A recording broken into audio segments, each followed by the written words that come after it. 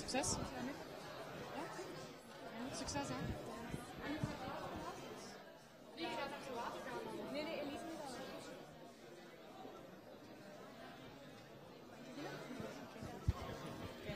Hello, everybody. Can I have your attention, please? Thank you. Today we have Mr. Peter Samen with us, and he will give us a presentation today. I will give a short introduction. So he has a lot of international experience. He's worked in different countries. He's lived in different countries. He likes doing projects that are related to strategy and organization change. He's been a shareholder, a CEO, and a board member in different SMEs, and he's worked with big companies like AB InBev, Heineken, Coca-Cola, and he's also been a CEO for Philips Components. So he's definitely a big name, so I hope we can learn a lot from him today. He's going to talk about managing across cultures, so I think it will be very interesting. Mr. Samen, the stage is all yours. Thank you.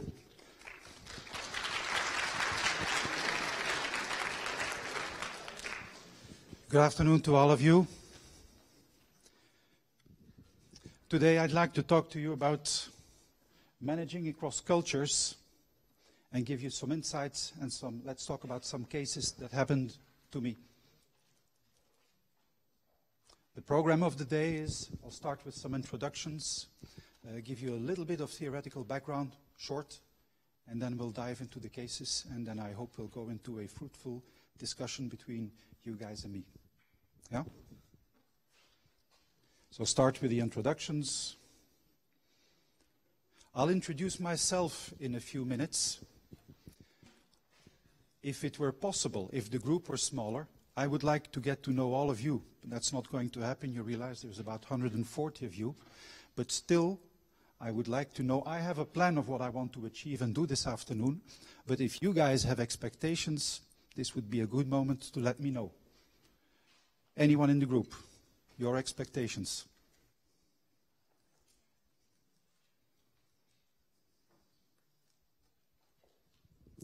That tends to happen in a big group, and that's not a big problem, because after all, that's also okay. But again, if anyone here has a particular wish, a particular expectation, I'd be very glad to hear it, because I'm here for you. You are my clients today. So what can I do for you?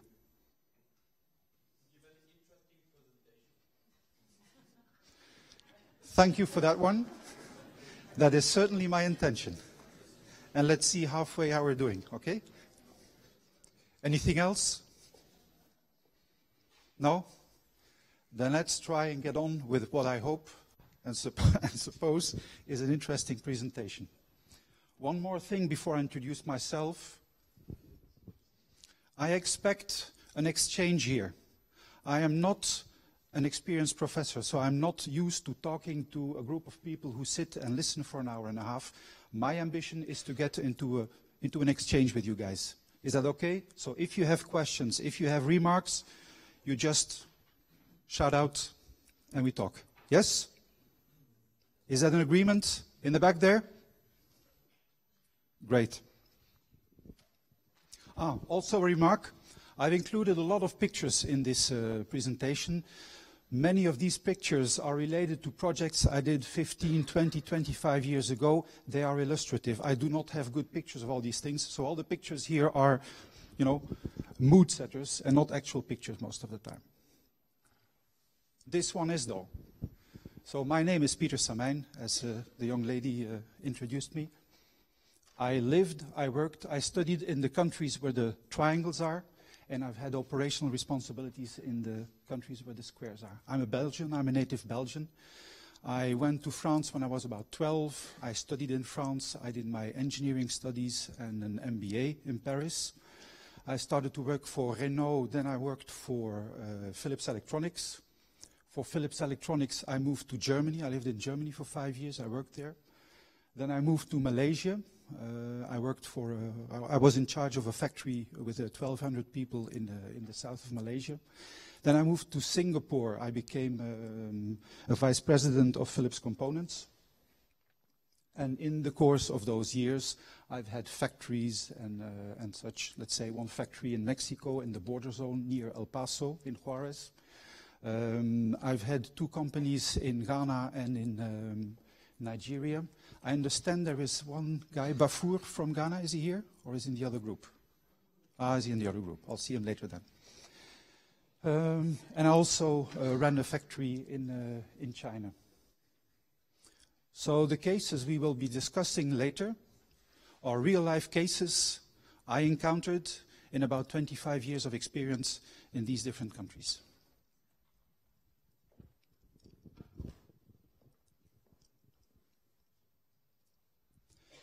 Now, first, let me tell you why the matter of culture excites me so much and why I have volunteered or applied to come and have this talk to you. Like I said, I was born in Belgium. When I was 12, I moved to France. And the only Belgians I knew from then onwards were either family or my parents' friends, because when you're 12 and you move to a different country, you don't get to keep your little school friends from before anymore. So the only people I knew, the only Belgians I knew, were family members and my parents' friends. And of course, when you meet these people, you feel like a similarity. You can feel they're a bit like you, but that's normal. They're a family, or that's normal. They're the friends your parents have chosen for themselves. So I found it a very normal thing that I would feel close to those Belgian people I knew, and all those French and Germans and Malaysians and Mexicans I knew. They were a bit different, but that was okay. All people are similar in a way, but they're also different in a way. And it never struck me that there was something odd until the day I was appointed the factory manager of a Philips factory in the south of Malaysia. We're talking about a factory. Are you guys aware there used to be a big Philips factory in Hasselt? Are you aware of that? Yes? Do you know what they used to make there? CD players.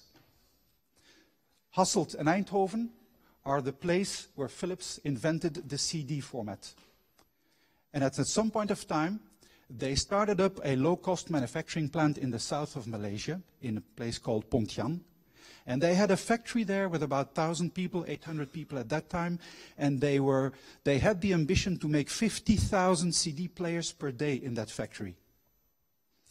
And they had started an operation, they had moved equipment, they had moved materials, and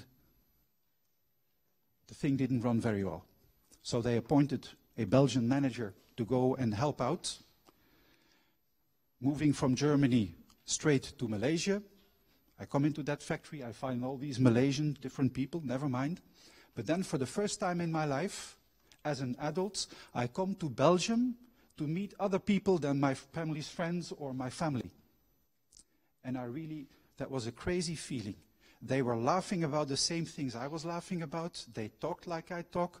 They were so similar, I had no idea that I was such a Belgian.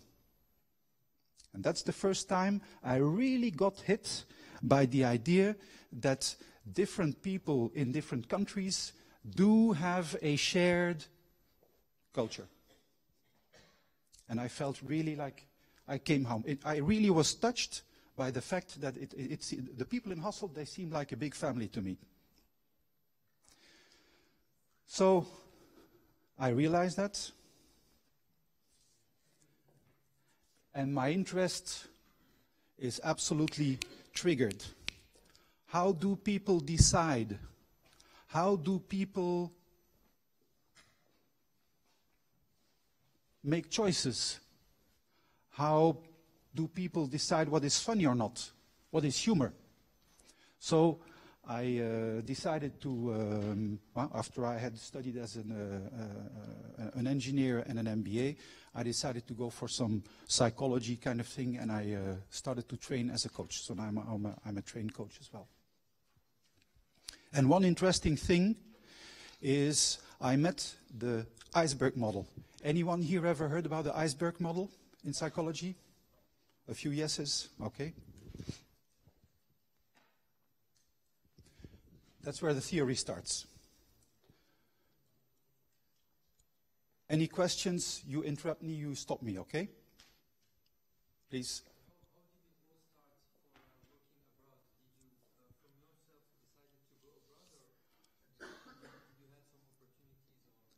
Okay. I'm going to repeat the question to make, so I'm sure that everybody heard the question. How did I get to work abroad? Was that my decision or did somebody else, facilitate? The answer is simple. When I studied in Paris, I did my engineering studies there, I did my MBA there, I went to work for Renault. I was in engineering in the factory where they made actually the cars. Yeah?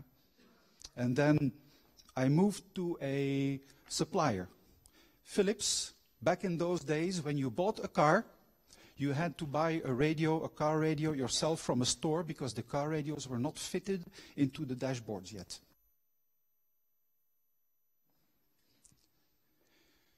And back then, the relationship between Renault and Philips started to develop, whereby Renault would supply so Philips would supply to Renault the car radios to fit online in the dashboards. And I got to know the Philips people. I switched to Philips, but that's still from France to France. And once I worked for Philips, it's opportunities in a big group. Philips is an international group, you all know that.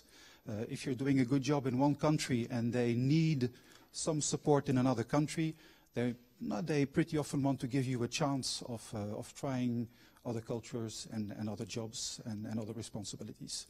So Philips helped me set the step from France to Germany, from Germany to Malaysia, from Malaysia to Singapore. Yeah? And I think I worked for Philips in France for about a year, 4 or 5 years in Germany, 2.5 years in Malaysia, and then another 5 years in Singapore.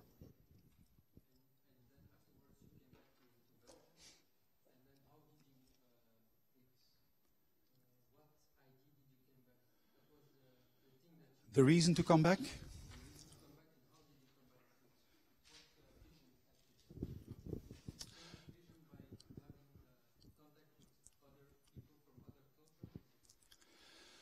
Well, the reason I came back, my father was sick and was not going to live for very long anymore, so I said I want to go back home. And how did I do that? I wanted to buy an SME in Belgium. I thought, I've been working for other people. I'm a mercenary, a business mercenary. I would like to become an entrepreneur. If you're an expat at Philips, you make good money. So you can buy a company if you do it carefully and if you do it right. And but how would you feel about somebody who says, I'm living in Singapore and I'm going to buy a company in Belgium? How would that sound? Not great, because little experience or no experience in the Belgian market. What else? Sorry? It's like a threat? Maybe, but that's not the way I perceived it. But when you buy a company, one thing you have to do is scout the market. Another thing you have to do is a due diligence. Go and investigate what's going on. Is this a successful company? How much money should I pay for it? Are the figures and the facts they're giving to me, do they make sense? Are they right? Or are they cooking the books to make it look nice and get a lot of money out of my pocket? And that's not something you can easily do, or that's not something you can do in a reliable way if you're sitting in Singapore. So I said, if I'm going to buy a company in Belgium, I first need a job in Belgium. I will go there, I will work as an employee, and then I will start looking. But then on the other hand, I had been a CEO of the various organizations within the Philips Group. If you go back to Belgium, you apply for a CEO job, and then after 6 months you say to the shareholders, hey, I'm gone, I found a company of my own. That's like deserting, isn't it? That's not something you can do. So I was lucky, to come back to your question, I was lucky at that point of time. There was one of the big expensive consulting firms called A.T. Kearney, who were the house consultants of Philips in strategic matters. And when I told them, they were my supplier, hey, I'm going to go to Belgium and I'm leaving Philips, they said, please come work for us. Because if you're in a consulting firm, you're not the CEO of a company anymore. You know, a consulting project can take 3 months, 6 months, 9 months, and I promised them, I'll join your company. Any project I'm staffed on and I'm working on, I will finish properly. But maybe in 6 months, 9 months, 12 months, I will tell you I'm out of here. I found a company and I'm starting a business of my own. So that's what happened. I came back to Belgium with this nice parachute, you know, going to work yet for another of my suppliers. I did that for about a year and a half, I think. And then I found another company to buy. I finished the project I was working on, and then I bought my first company. That answers the question?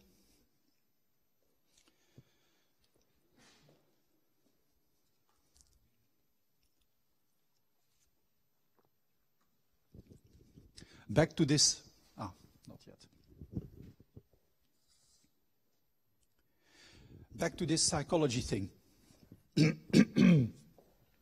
The iceberg model in psychology says that the person who's sitting here is like an iceberg in terms of visible, not visible. Above the waterline is what other people see from you.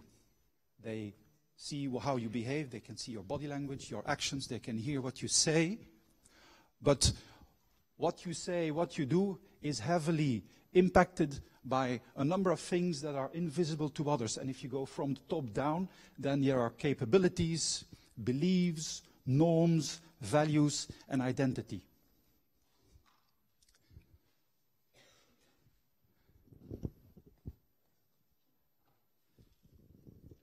And any time a stimulus is thrown at you, there is not like above the waterline input and above the waterline output. Every time this happens, a stimulus is given to you, it will dwindle down through the iceberg, it will be digested, it will be transformed in function of the person you are, and then a reaction will come back.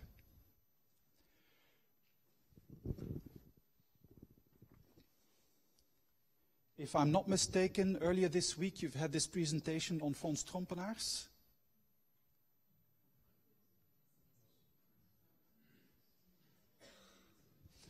I see Lieve say yes, and I'm going to believe her. I'm slightly surprised by the lack of clarity from the rest of the group. What's happening?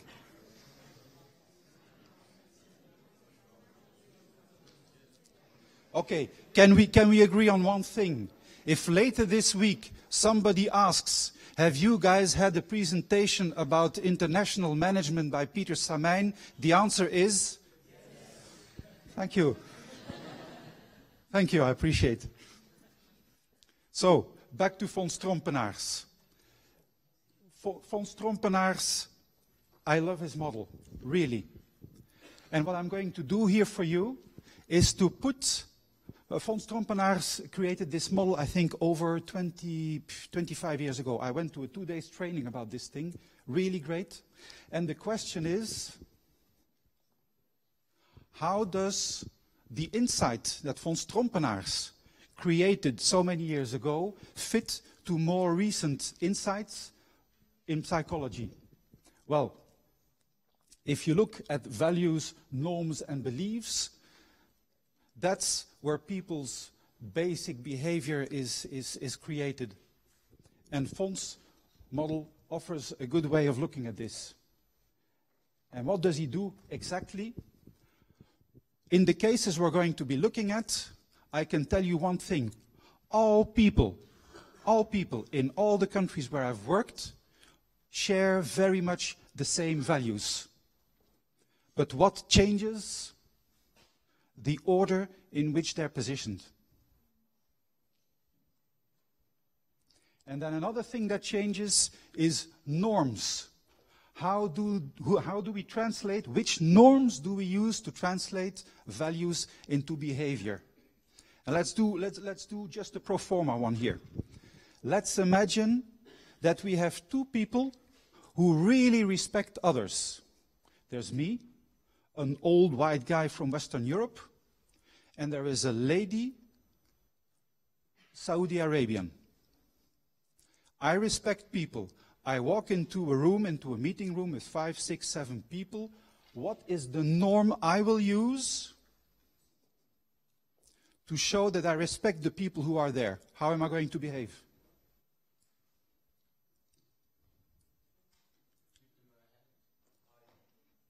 Yeah. I'm stepping to the person, I'll say, hi, my name is Peter. That's what I'm going to do. That's the norm that will help me express I respect the people who are here and I'm prepared to enter into a pleasant discussion relationship with you. The Muslim lady from Saudi Arabia, not from any from all countries, but in Saudi Arabia they're still very strict. How would she behave probably?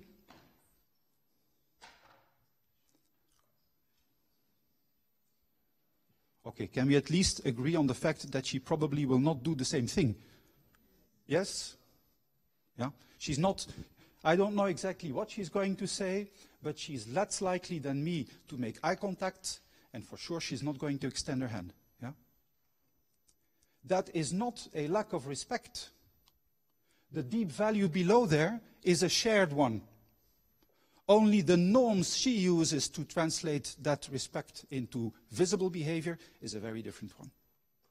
And I've chosen an easy example, but it wouldn't be difficult for us here to find plenty of other examples in the same way.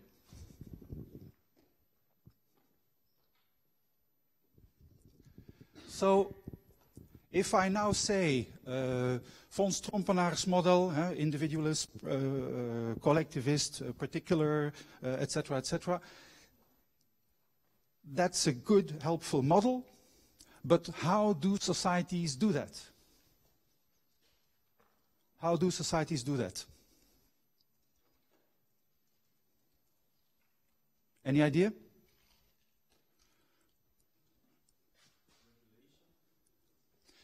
Regulation, I think that's part of the answer, yes.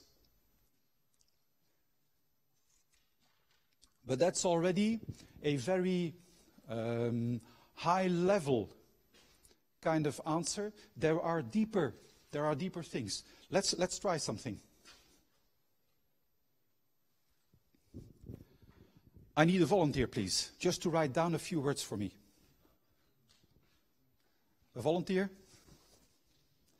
Here's the pen. It doesn't bite. Thank you very much. Thank you. Give him a round of applause.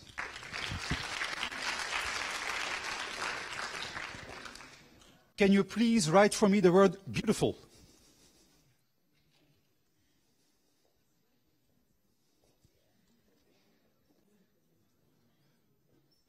Thank you. Voyage.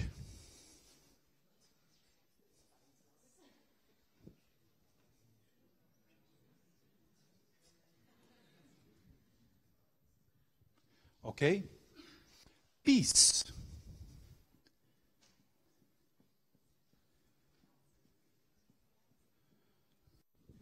Whole.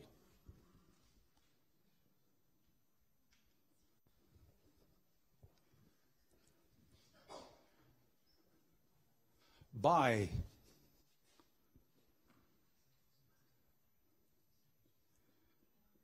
Thank you. You have been perfect and I have been really lucky. Thank you. Have your seat. Thank you. Give him a round of applause.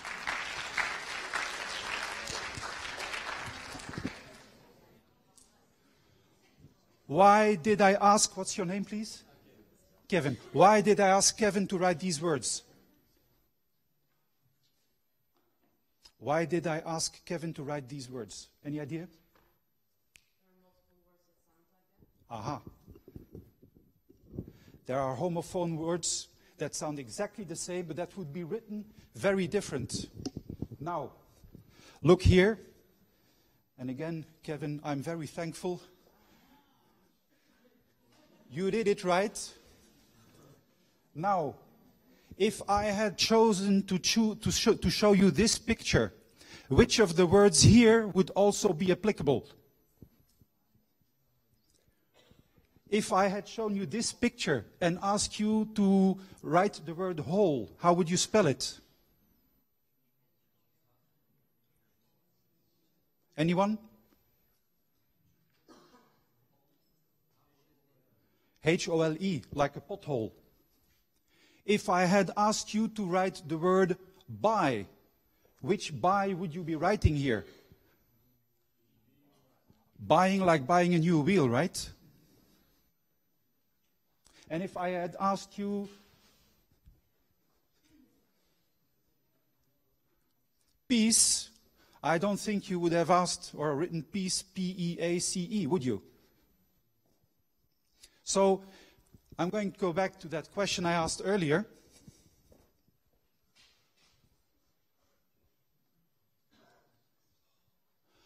How do societies create an environment where people start getting a common view on what is authority, how does time flow,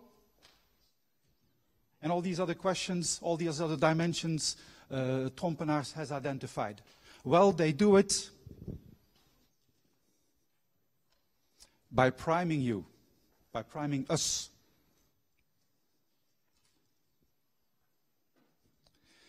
And how come that works? This is Peter Sr., one of my ancestors. Who has heard of Daniel Kahneman? Very good. Anyone else? Okay. Daniel Kahneman is really a brilliant guy. He got the Nobel Prize for Economics in 2002, although he's not even an economist. He's a psychologist. And he has received the Nobel Prize for his investigation on how do people make decisions. And I think he worked on over 30 years, 35 years on that matter before he got this Nobel Prize. And he came up with a model to describe how the brain works. Now, that is not an exclusive model. As you know, models are only meant to fulfill a purpose. But his one, I mean, is really, really great. He said, our brain has two working modes. And one of those working modes we call System 1, and the other one we call System 2. And System 1 is what we inherited from our forefathers on the savannah. When you are a poor lonesome, you don't have big claws, you don't have big teeth. You're clever, but you're no claws, no big teeth, and you're alone on the savannah. What is your primary concern?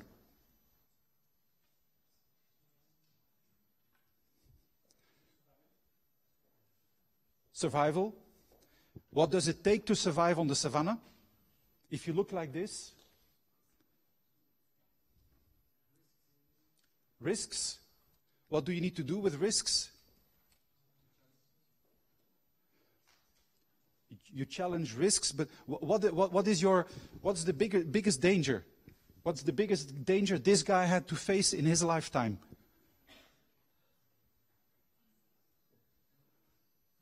Come on, you can do better than that. Animals. What kind of animals? The giraffes are less dangerous, but lions... Thank you anyway. Do not get eaten by a lion or a cheetah or a jackal or anything like that. So our brain, and that is a fact. I mean, the guy got a Nobel Prize. That means he has been able to prove that it makes sense, that it is true, that it is the case. He says when this Peter Sr. is standing on the savannah eating berries from a bush, while he is eating berries from a bush, his brain is still continuously scanning the horizon. That is not something he does on purpose. That is not something he can control even. It happens naturally all the time. He is scanning. It is automatic. It is uncontrolled. And he is looking, that scanning system is looking for differences. There was no big brown something there a second ago. Now there is something, there is a movement. I look up and I look what it is. And if it looks like a giraffe, I may run over there and try to kill it so I can eat it. And if it looks like a tiger, I run the other way. Yeah? That's what System 1 does. System 2 is something we got later in our evolution. That's the system that is conscious decisions. It's deliberate, it's clever, and it's costly. What does that mean, costly, in terms of human body? What do you think costly may mean? Thank you. You need energy. Absolutely. Does anyone here have an idea how many % of your body weight is your brain? Order of magnitude. 5%, I hear? Any other ideas? It's between 2 and 5, actually. It's around 3 something. Do you know how many % of your energy is eaten by your brain? How many % of the glucose your body is absorbing goes into the working of the brain? Any idea? Well, did they hear 60 or 16? It's not that much. It's 80-20, but in the other direction. So an organ up here that is about 3% of your body weight requires 20% of the glucose, of the energy you can take in.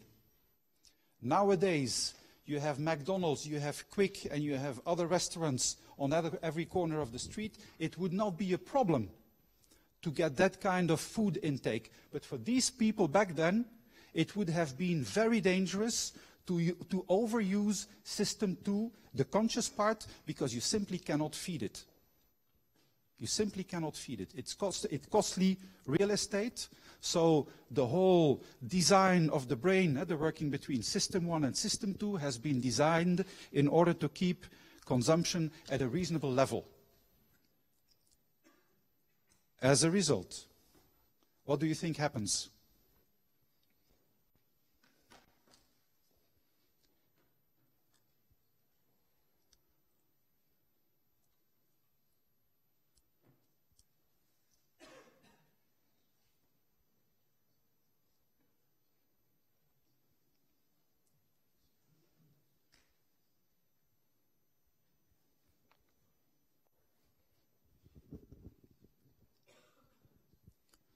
I'll take a drink in the meantime, if that's okay with you.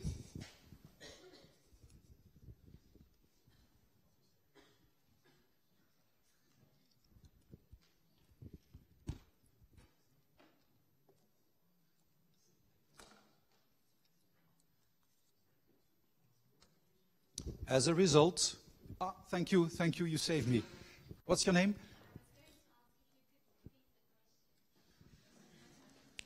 I will. I've just introduced you to the idea that your brain works as a combination of two systems. System 1, which is quick, automatic, uncontrolled. It's a quick scanning. The quality of its decisions may be questionable, but it is very low energy consuming and it's on all the time. That's one. System 2 is Big Brother watching you. That's the part that reasons, the deliberate part that takes decisions deliberately engineered. But that second part is a very, very costly thing to own in terms of energy. And from the days when we were roaming the savannah and when it was really hard to get calorie intake, we have learned, our body has engineered it this way, we have learned to work with a minimal intervention of System 2. Now the world has changed, has become more complex, and my question was, what kind of challenges could it pose us, all of us here in this room today, knowing that System 2 is a little bit on a budget?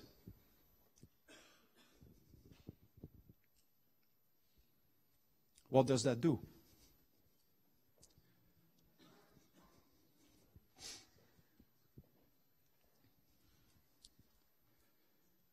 Thank you. System 2, we could try to look for ways to include more things into our System 1, so more things become automatic, continuous, and uncontrolled. That's a very good one. That's not the answer to the question, but it's a very good remark, and it's true. I'll repeat it so everybody heard it. Many of you may not be native English speakers.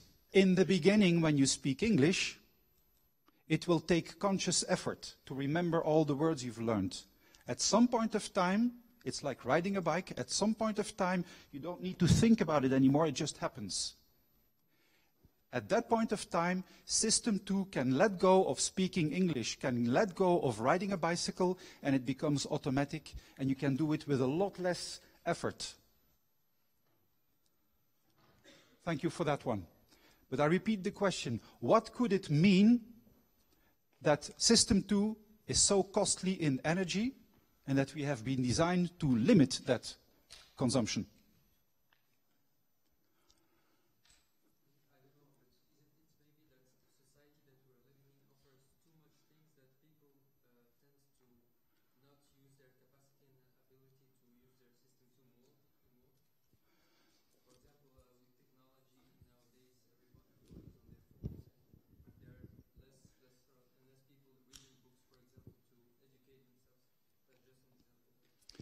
I sympathize with your statement, but that is not the problem I was looking for. There was somebody else who was trying, yeah?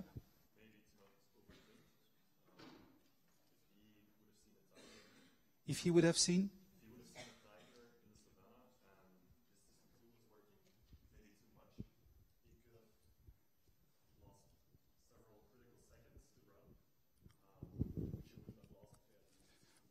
That's a good one.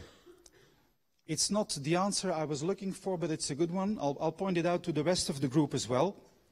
System 2 is cleverer than System 1. System 1 is all about intuition and jumping to conclusions. System 2 is cleverer.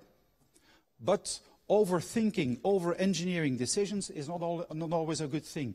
If I'm standing on the savannah and there is a lion coming to me, don't think too much, just run. Yeah? Okay, I'm going to try and test you. Imagine who's got a driver's license here? Oh, good.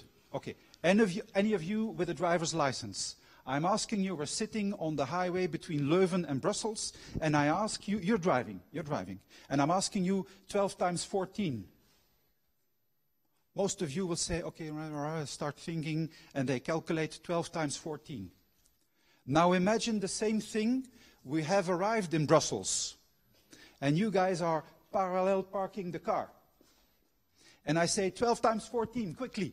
What's going to be your answer? What is your answer going to be? Sorry? Wait a minute. Who else would agree with that? Wait a minute. Thank you. What does that mean? The bandwidth that System 2 has available to sorting out our shit is limited. You cannot do too many difficult things at a time. Unless, of course, you have become a master at parallel parking on autopilot. That's another thing, right? But 2 difficult tasks simultaneously is a problem. It's not going to happen. So the fact that System 1 is continuously scanning, continuously gathering information, taking it in, and drawing some conclusions. Ooh, it looks like a lion, I'm running. And System 2, who should be checking this System 1, is somewhat limited. That opens opportunities, and that opens problems. And that's what we're going to talk about now.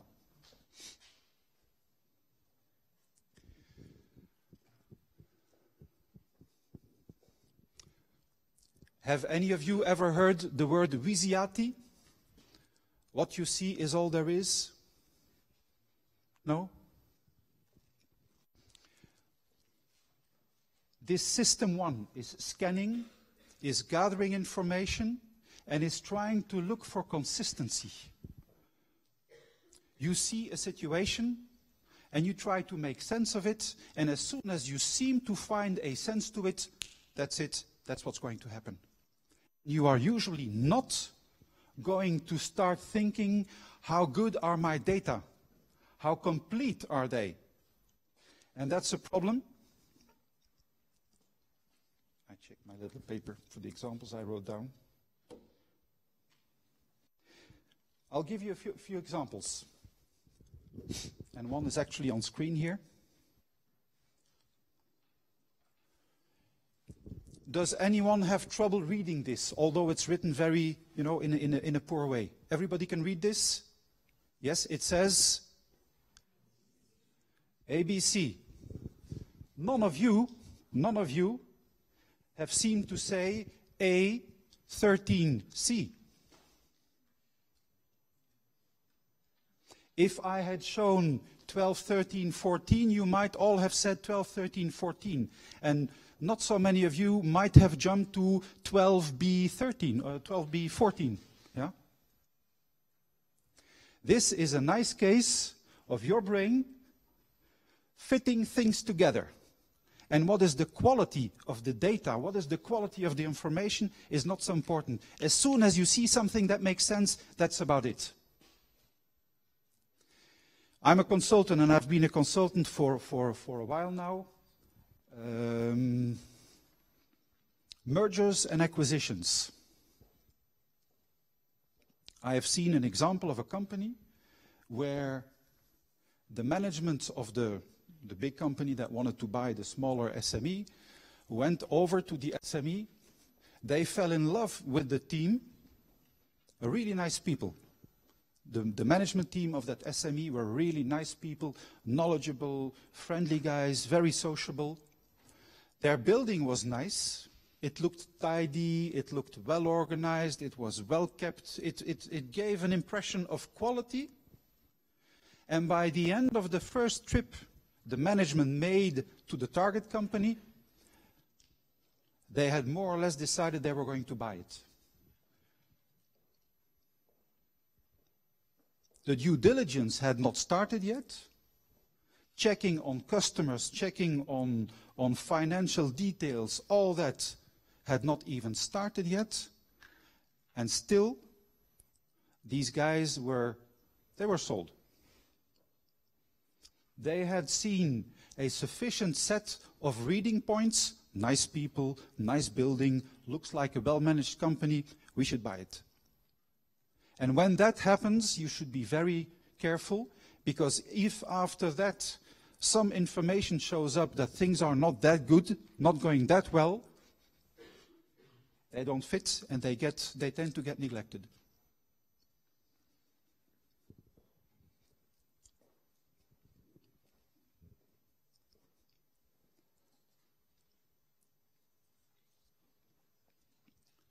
I also was in a course one day, and they asked a very tricky question. I'm going to try it on you guys. Are there any sportsmen here, or sports ladies? Yes, what's your sport? Football. Okay. Are you a good footballer? Average? Okay. What does that mean? I mean, average in your team? Okay. And how's your team doing? Pretty good. So if you're average in the team and the team is doing pretty good, then okay, fine. Can you give me 3 examples of cases where your footballing skills were really nice? Can you give me 3 examples?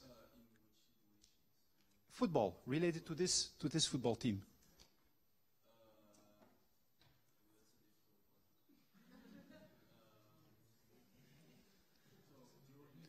Yeah, during a match, yeah.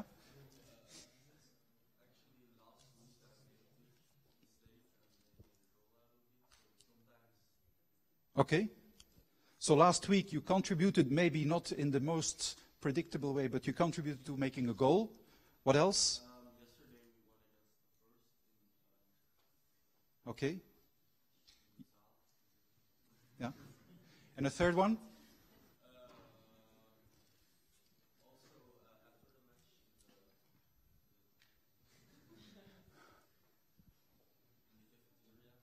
Okay, that was not my question. I appreciate the openness, but that was not the question. Now, why am I asking this? Experience shows, and I'm not going to, in this big group, I'm not going to try and push it to the end. Experience shows that if you ask somebody, how are you at sports? And they answer, oh, I'm not bad. If you ask them 3 examples, then 3 examples, most of the time, will come real easily. And if you then ask this person, okay, now rate yourself on a scale of 0 to 10, how good a sportsman are you? Then you'll get 6s and 7s and 8s. Now do exactly the same thing with another person in another setting. Are you a sportsman? Are you not bad? Nice. Can you please give me 12 examples? 12. The first 3 come about as easily as your 3 examples came. But then it gets tougher and tougher, and by the time you get at 8, they're stuck. And if you then ask, okay, rate yourself, you don't get 6s, 7s, and 8s, you get about 2 points lower. The whole average is shifted down. Although these people have given more examples than the bastard who only needed to give 3 of them. But the difficulty of finding new examples seems to communicate unconsciously to the brain that it's not that great. I'm not that great a sportsman. So what you see is all there is. So far, so good. Thank you. I have one guy nodding enthusiastically. Thank you. I must warn you, I am not used to teaching. Not to this kind of groups, not to this size of groups. I am not used to teaching right after lunch break. So I am kind of hesitant. How should I read the very quiet body language? Is that a peaceful, wow, he's great, let me enjoy his voice? In which case, I will be happy to continue the way I was going on. If there is a sign of boredness that I may have misread, then I'd like to remind you of the fact it's your job to interrupt me. If you say, Peter, this bullshit does not interest us, don't you have anything else to tell us? Then at least we can discuss it. Is that okay? And I'm not looking at anyone in particular. I'm just, you're a very quiet, group. Yeah? Is that okay? Let's go.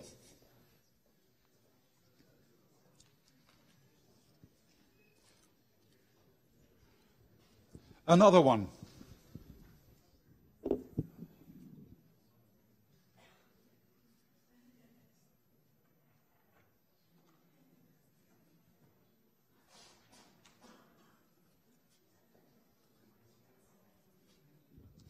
Have you guys ever heard of the concept cognitive ease?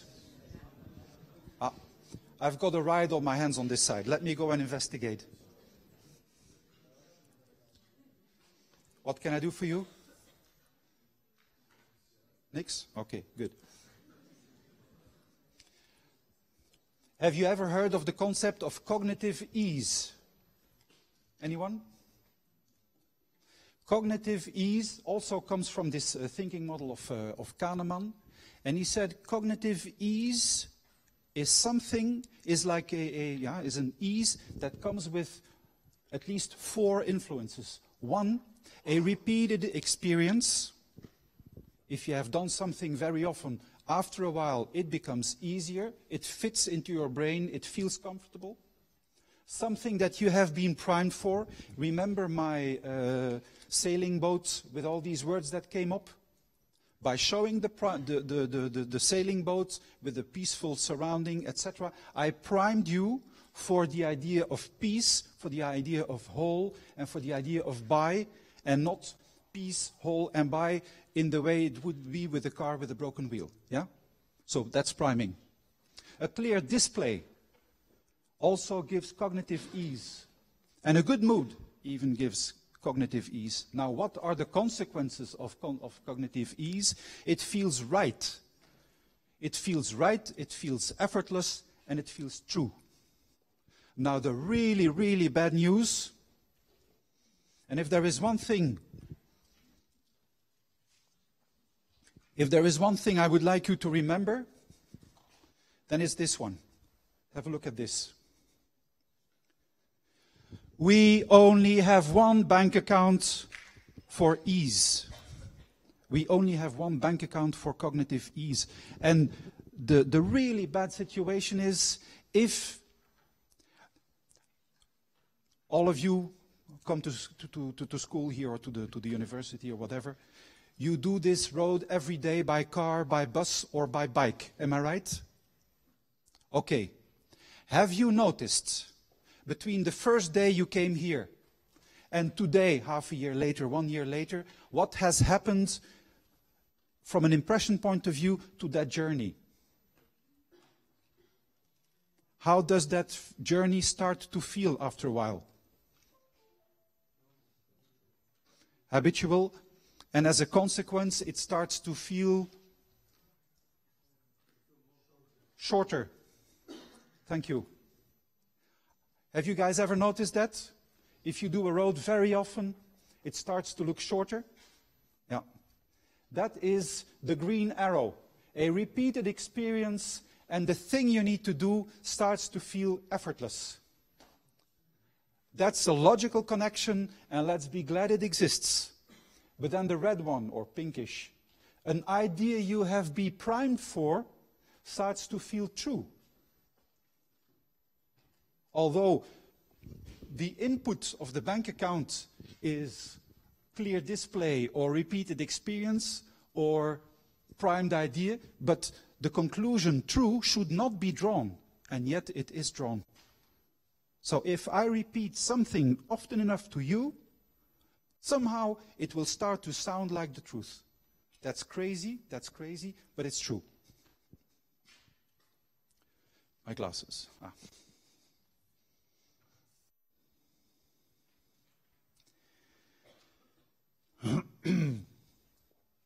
The other way around, it's also true.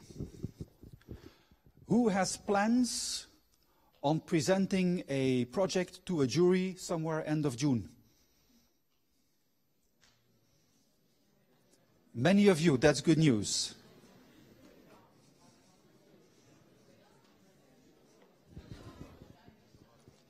Let's apply what we've just learned now to that particular day. Yeah? Who would be interested in high marks on that particular occasion? Anne, will you take note of the fact? Not everybody, but some of them at least. Yeah. What you hope for, and I project myself back into time for 30-something years, you hope to get through this presentation without too much opposition. If they follow the story you have to tell them, the jury, they listen to you, and at the end they say, oh, that makes a lot of sense. Here's an 18. That would be nice, wouldn't it? Okay. One thing you guys should be looking at, that is clear display. If the presentation you're making, the physical presentation, just like I made this one here, the physical presentation is confusing, is not clear, if the letter type doesn't fit, then somehow, unintendedly, you're going to wake up system 2 of all these people in the jury. Because they need to focus, what is this? I need to focus in order to be able to read and understand it. And if you wake up their system 2 too much, they're not only going to be looking at the letter type and trying to make sense of it, the content point of view is also going to come to their attention. And the risk is, not me saying it, Mr. Kahneman, who won a Nobel Prize for this one, also on the content, there will be more scrutinizing. So make it smooth. I don't know whether this is smooth, but do your best to make it smooth. So far, so good?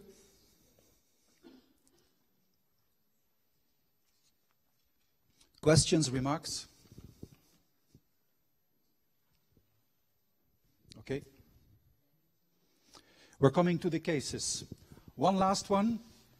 There is this guy called Thaler. He won a Nobel Prize a few months ago on the concept of nudging. And nudging is the idea, I am trying to help you people make the right decision for you, the decision you would take if you were completely attentive and if you had all the right information at your hand.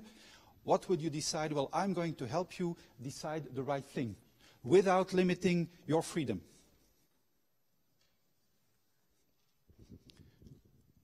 There is a country called Germany, not so far from here, where 12% of the population are organ donors. What other country do we know that from a cultural point of view is quite like Germany? What country would you name? Netherlands is one option. I think there's another one that would even be closer in terms of cultural proximity to Germany. I wouldn't vote for France. Switzerland, half of Switzerland at least, but who else? Austria. In Austria, the proportion of the population who are organ donors are 99%. How does that difference happen? 12% in Germany, 99% in Austria. And it's a free choice in both countries.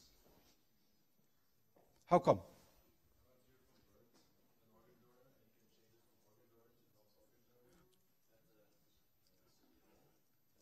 Yeah. Yeah. Thank you. That's exactly the answer. One is an opt-in. Nobody is an organ donor unless you say you want to be. And in Austria, it's opt-out. Everybody is one unless you say, I'd rather not. Sorry. In both cases, your freedom to be or not to be an organ donor is complete. No need to explain whatever. But in one country, they have a big problem, and in the other country, they don't have a problem with organs. Yeah. There is another nice one about nudging. Professor Thaler is starting to get real, famous, and a lot of students want to do their PhD with him. And he has the problem that too many students are stuck with him and he can't handle the mass anymore. So he invented this trick. Let's say you're a student, I'm Mr. Thaler. You come to me, say, Mr. Thaler, I would like to do my PhD with you. Then I say, how long will you take to do it? You know that the expected answer Thaler wants is 1 year and I'm out of your hair. And I say, that's great. I see you tomorrow in my office with two things. One is a project plan. What are you going to deliver to me on 30 September, 30 October, 30 November, December, January, until the next summer, month by month by month. And you please bring me 10 checks for $100 each, written to my name. Next day, the student meets Mr. Thaler. Thaler says, that sounds like a good plan. If you do this, you'll get your PhD, I'm sure. And for every month, when the deliverables you have promised me this afternoon are not on my desk at midnight, I will take one of your checks and I will cash them. What is Dr. Thaler, or what is Mr. Thaler doing to his students? He is nudging them to start working in September and not thinking, the weather is so nice, let's see during winter. Yeah?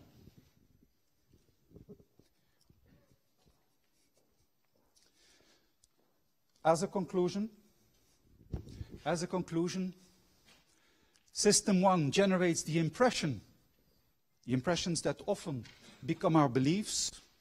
System 1 is the source of impulses that often become our choices and actions. And S1, System 1 can easily be primed. And the link to Thaler is, what do we prime each other for? Is it for neutral, effective, achievement, ascription, etc., etc.? So that's the link between the two. So far, so good? You guys are awfully quiet.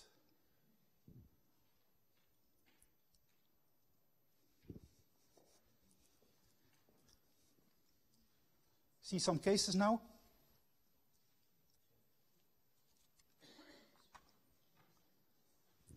Once upon a time, when I was young, I worked in Germany. And in Germany, we had a factory making cassette players, not CD players, cassette players for car radios. And Germany, as you know, is an expensive labor country. We had new contracts with Ford, with General Motors, and with the Chrysler Group to supply tape cassette players for their car radios, because they do not only make cars, they also make their own car radios. They're huge corporations with internal suppliers for their onboard electronics.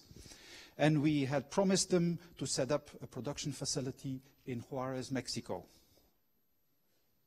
So we're going to start up a factory in Mexico, and we're going to ask our German personnel to train the new colleagues from Mexico. The Germans know that if we don't start up this factory in Mexico, Ford and General Motors won't buy from us. So the Germans are not feeling threatened by these new Mexican colleagues. Good news. Yeah? The Mexicans know that the knowledge, the technical knowledge for tape decks is in Germany. They're okay with that. So they don't feel threatened by this, let's say, headquarter and remote factory kind of setup. They're very happy with it. And the clients, the US customers say, when can we get started, get going, we need the tape decks. So that's a really, really positive business setting to start up a cooperation. The complication, of course, these German ladies who are producing tape decks every day, and these Mexican ladies who were going to produce tape decks every day, they needed to have a good cooperation. But the cooperation is either the Germans in Mexico or the Mexicans in Germany. So you're going to be talking with people who are not in their normal daily living environment. We send them for 6 weeks, for 8 weeks to Mexico. The Mexicans came to Germany for 8 weeks. That's a long time, and there's a cultural challenge. Now, assuming that many of you have attended the talk about the von Strompenaars model, what could be the challenge here? What do you think could be the challenge? Germany girls, Mexican girls. Any idea? Yeah? Miscommunication?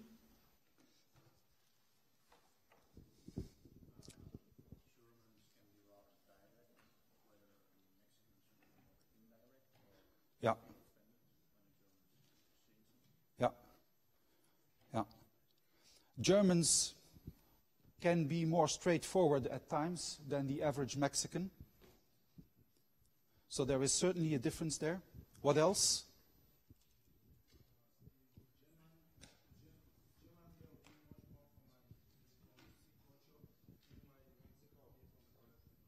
Yeah. Yeah.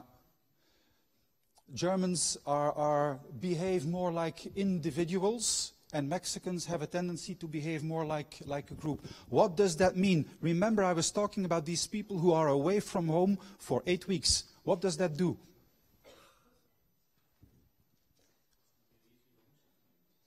Yeah, there is some of that homesick aspect.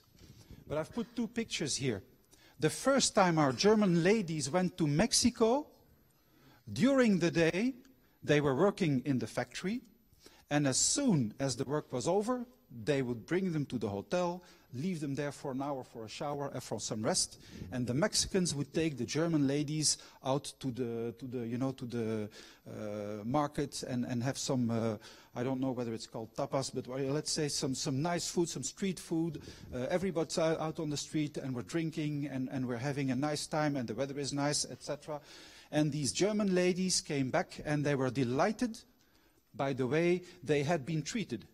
The conviviality that had been expressed was really superb.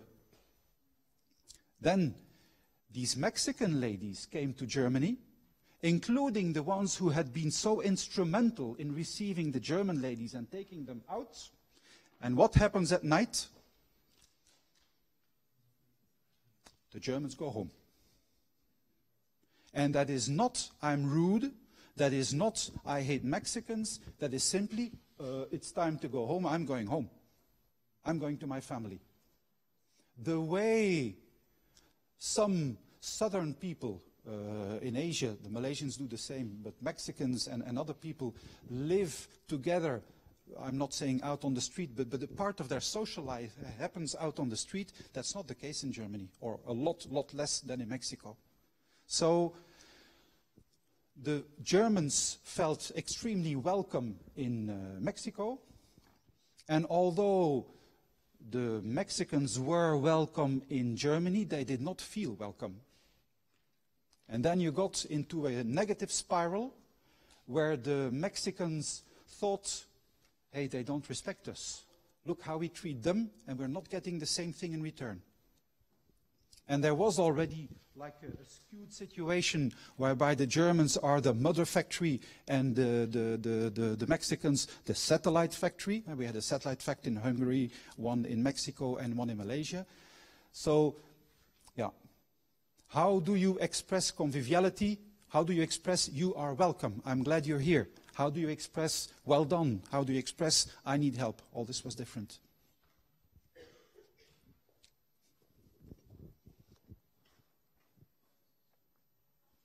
The solution was pretty simple. These are not the actual ladies, but okay, to give a kind of a feel for it.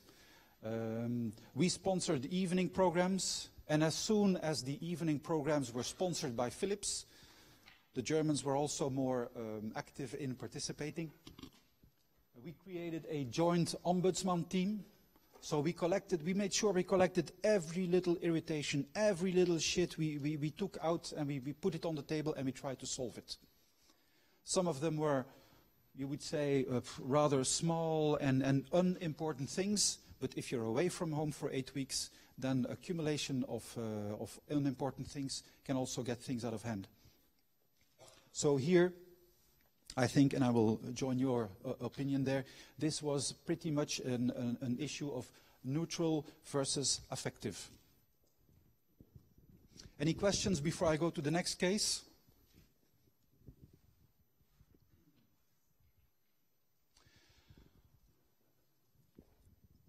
When I was in Singapore, when I was a vice president of Philips Components, that was the time when industry made the switch from CD to DVD. And there was a joint consortium of Philips, Thomson, Sony, JVC, Matsushita, and Toshiba. And we were trying to jointly collect DVD royalties. You are aware that if you play a movie on a DVD, there is some money there for royalties for the people who invented the DVD format, right? Does that make sense? So the question is, of course, if you are Philips and one of the 5, 6 inventing companies of the DVD format, how do you get that money? Well, the answer is you create a consortium with the other people who also contributed to that format. You go out to the world, you negotiate royalty fees, and then you make sure you collect them together. If you don't do that, your format is dead anyhow. The DVD, that's the complication in this particular case. The DVD group decided that there would be 6 regions worldwide, and that for each of these regions we would go and negotiate with industry and with the authorities the DVD royalty fee, how many % do we take, and then organize the collection of the fees. And then there was one let's say, crazy situation whereby one of the 6 regions is a single region country, a single country region is China. So we had to go to China and negotiate with the Chinese government about DVD royalties. What do you think could happen? Or what do you think happened?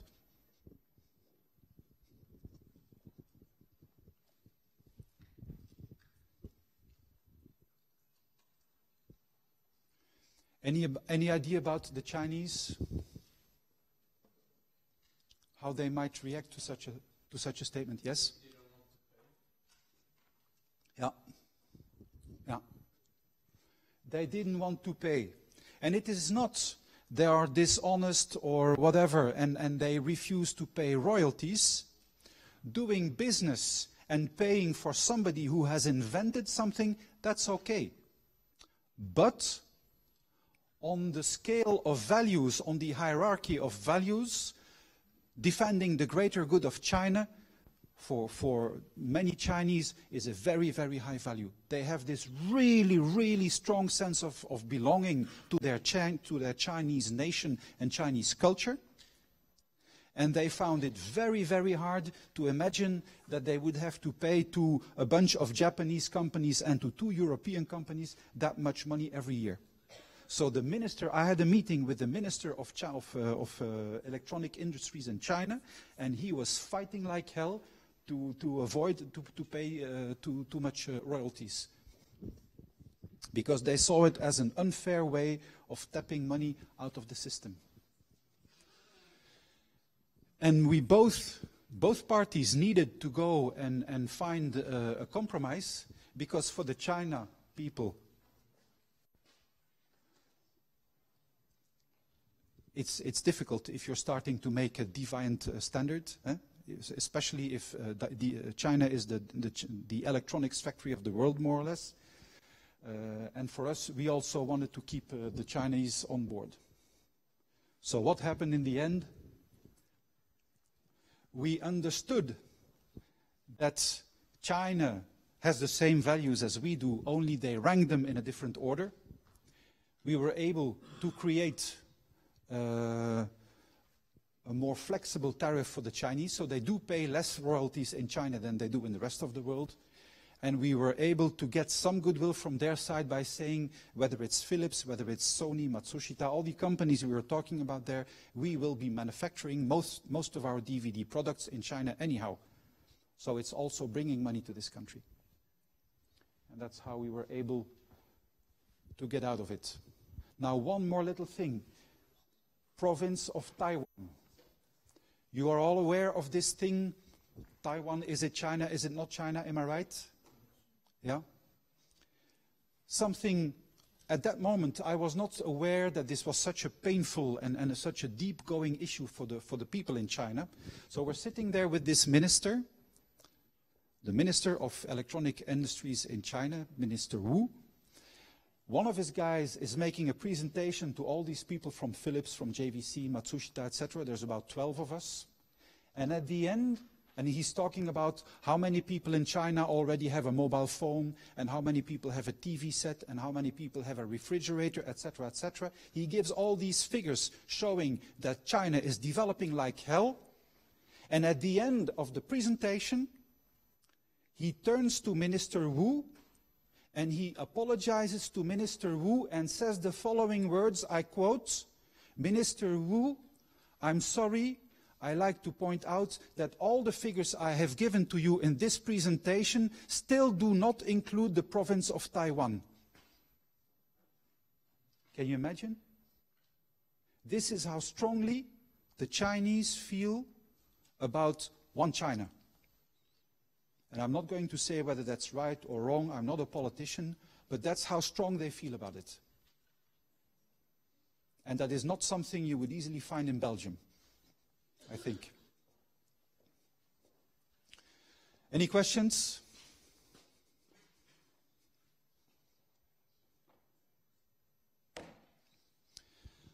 Not so long ago, I was running a company in Belgium, and our main clients were InBev, Heineken, Coca-Cola, etc. And we were doing services for the bottling industry. Bottling is huge also in Africa, especially in Nigeria, the country with the largest population in Africa. So we said, let's put up in Ghana and in Nigeria some service offices. And the good news will be we will have local presence with African employees for speed and low cost. And then we will do some support, some backup support from Belgium, because we have a lot of experience in this matter, and we have the connections to the global brands, Heineken, etc., etc. Yeah? So we started to do that. Before I go to the next slide with the complication, This is about culture. What do you see on this picture? This is not a photoshopped picture. Tell me what you see.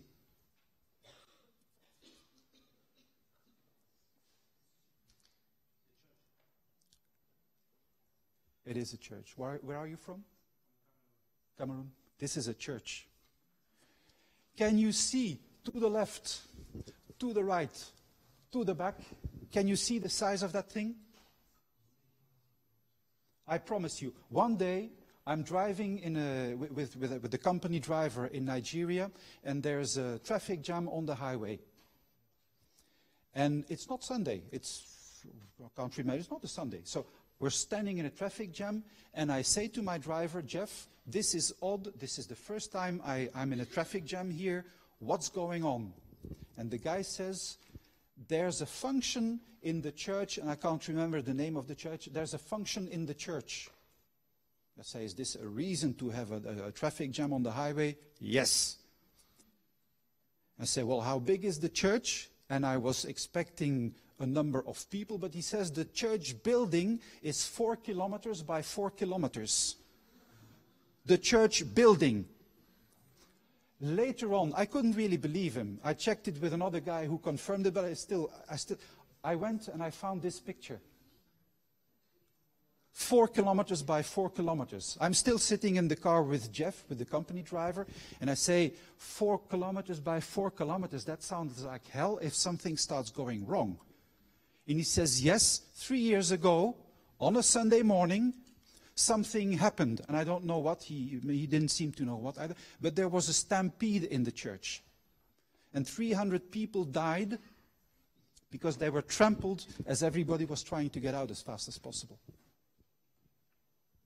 Now, we're talking about culture. I am not criticizing in any way the beautiful country of Nigeria, where I have felt very welcome. I am only pointing out this particular fact. Translate that, how many Belgians around here? Belgians? Try to translate that to Belgium. A church building 4 kilometers by 4 kilometers that organizes a traffic jam on the highway. Yes?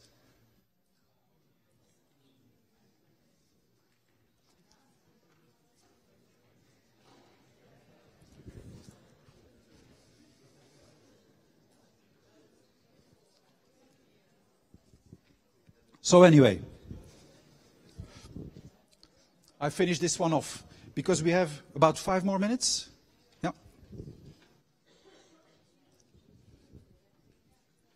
We had a really tough time.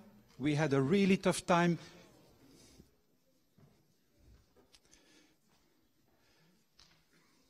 We had a really tough time getting business there.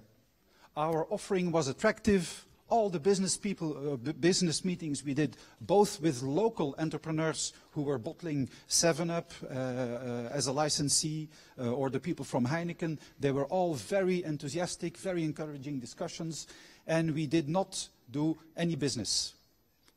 A bunch of white guys out of Belgium, no business. What happened? Any idea? What did we do wrong?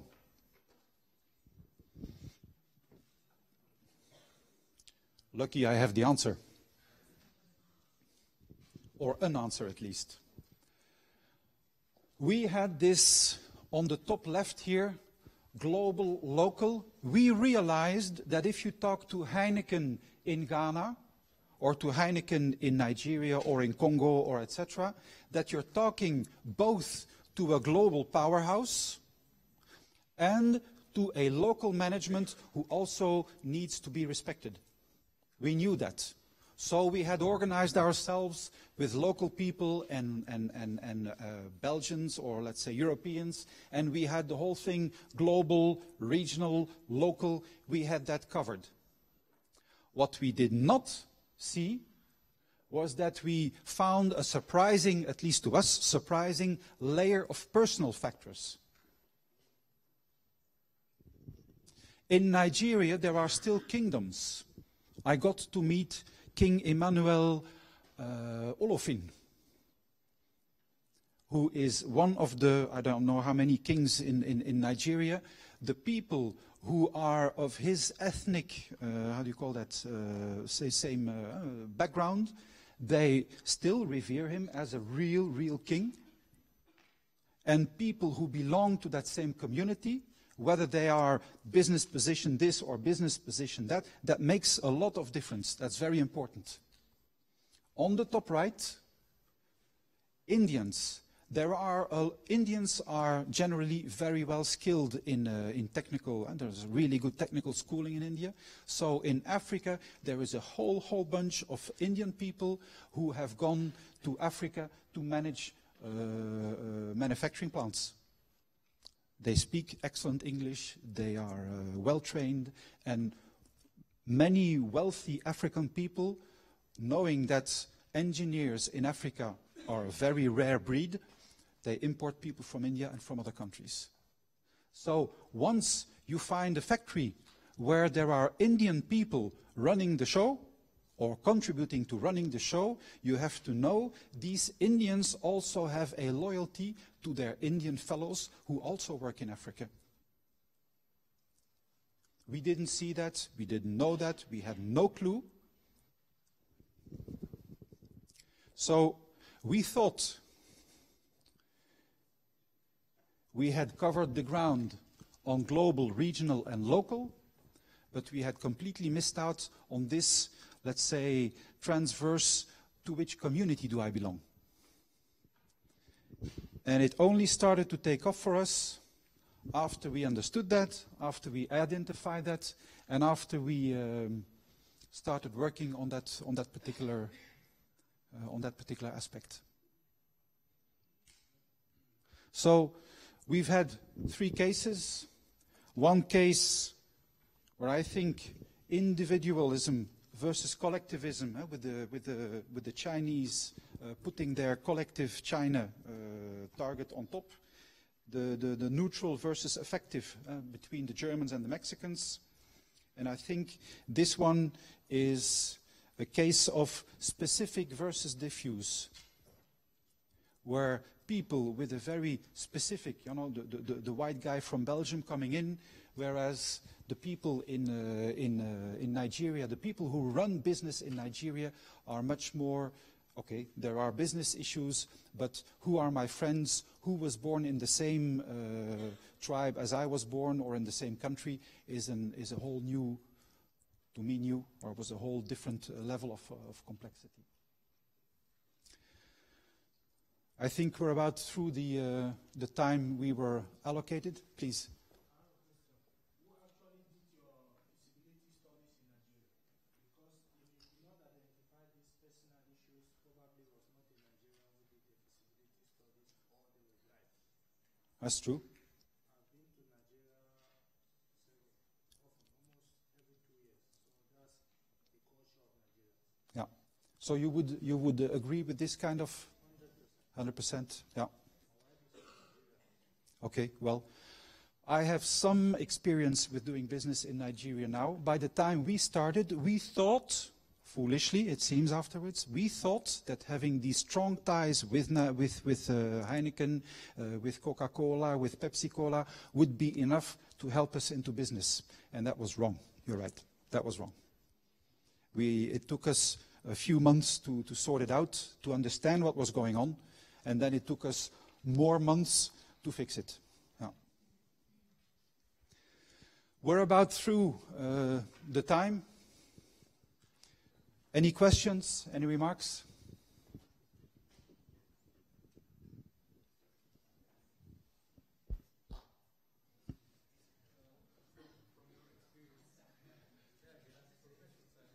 Yeah, thank you. Great.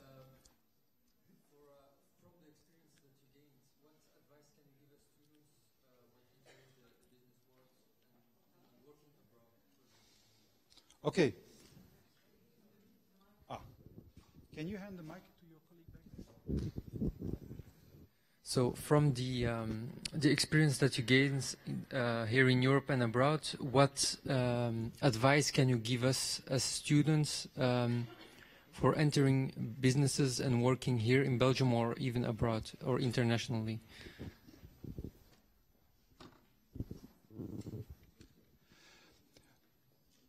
Be aware. Be aware. Keep your eyes open. You have had this whole presentation about von Strompaner's model with 7 dimensions. Keep in mind that they exist. And keep in mind that while, if I would go back, flip back to this iceberg thing, we all function the same way. And we're all humans. But there may be unexpected differences in hierarchy. Which value do we put at the top and which value comes a little bit lower? That's one. And 2, even if the values would be in the same order, then in the way they translate into visible behavior can still be different and very different from one culture to another one. And if you keep that in mind, keep your eyes open, be a little bit modest and try to understand other people. I'm 54, I still haven't finished learning, but I'm getting by. So as a closing remark, I would say,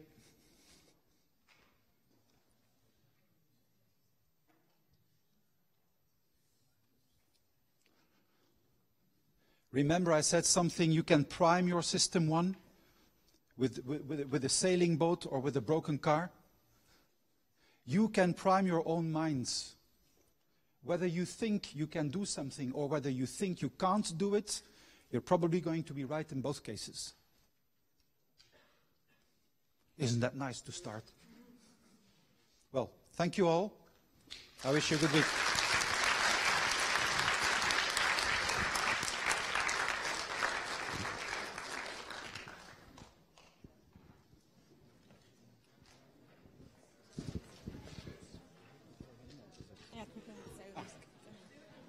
Okay, thank you, Mr. Samen. I think it was quiet because it was interesting. So there is another presentation right now, but you don't have to move. That person will come here. And it's also interesting to know that Mr. Samen will be around for the guided work session. So if you have any questions, you can also ask him for that. So thank you. Thank you.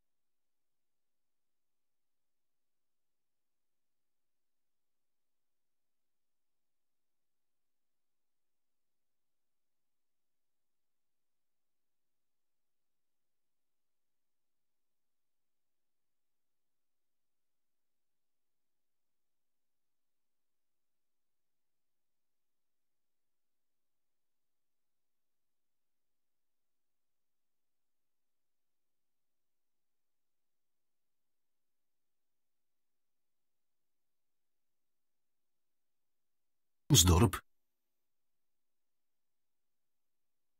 Er wordt vaker en sneller internationaal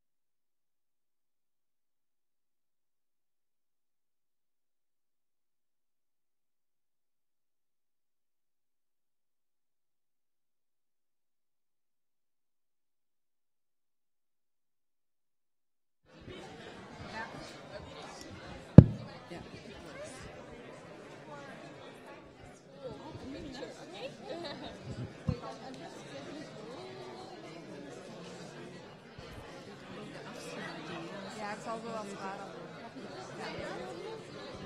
Wat is het adres hier? Adres van de Geldenaakse baan. Ik heb een hier die hier afgesproken. Ah ja,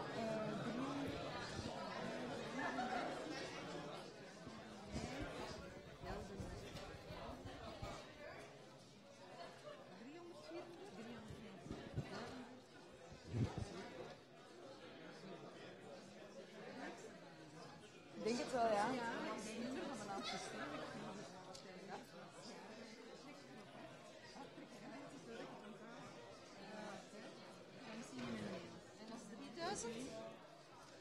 $3000? 3001 Haasrollen of ja, Heverlee Haasrollen, ik kom het zelf wel. Of Leuven, ja.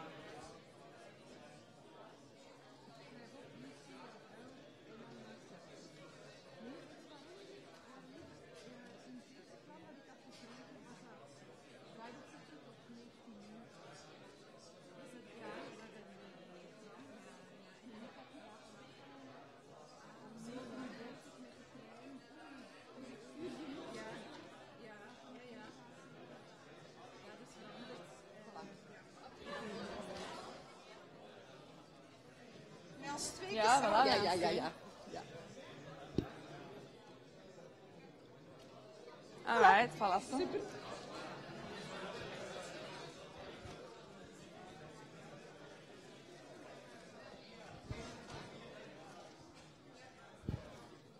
Mevrouw? Mevrouw?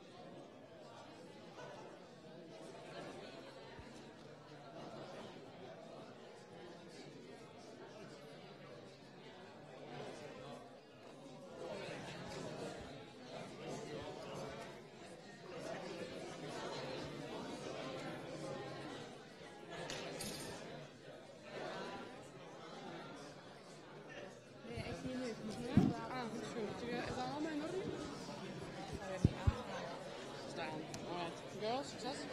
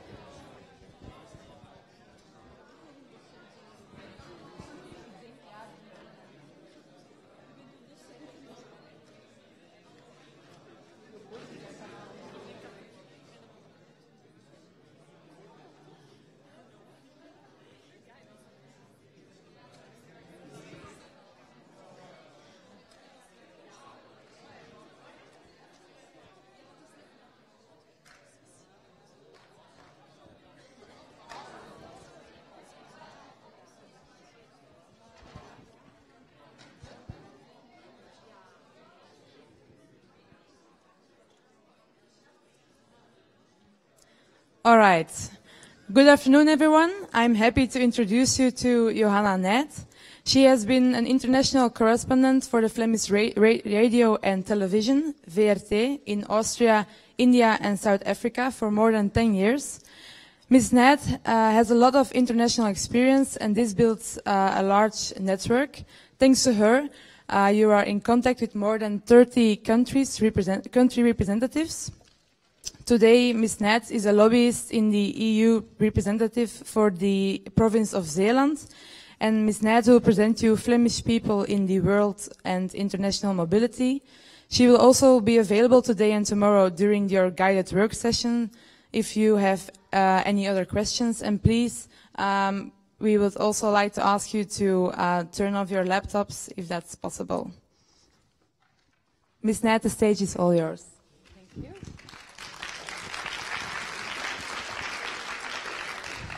Good afternoon, all of you.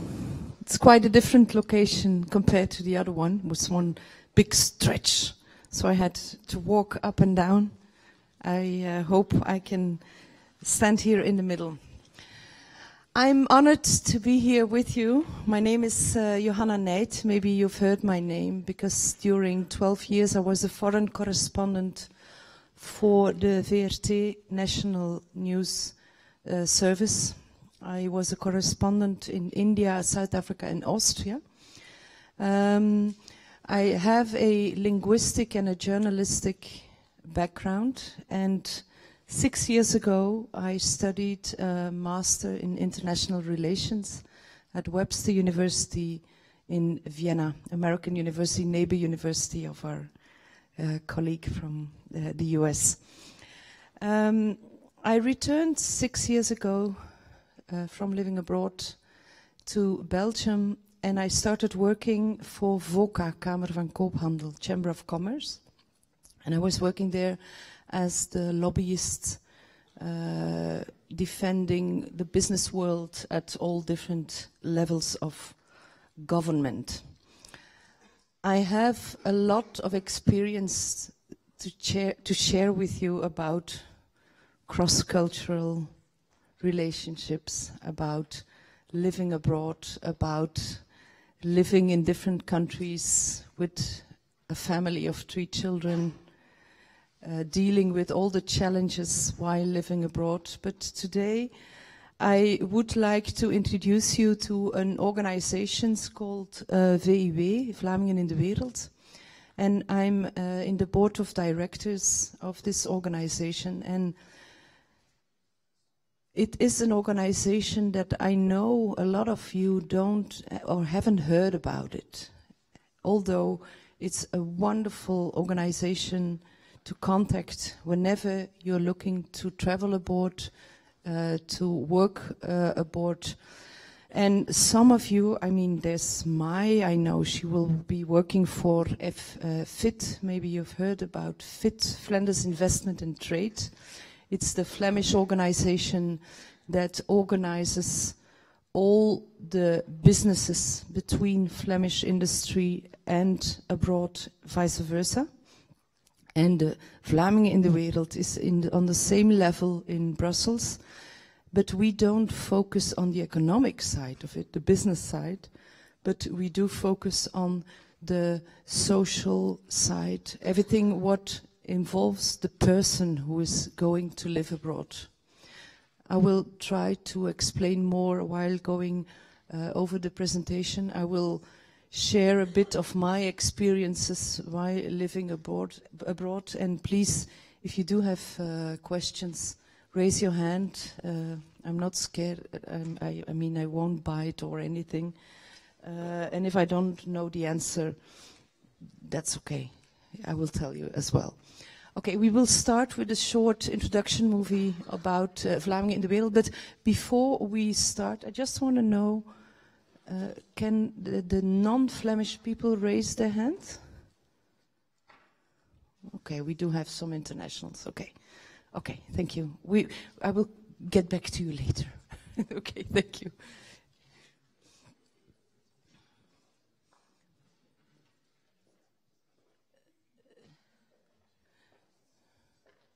Sound.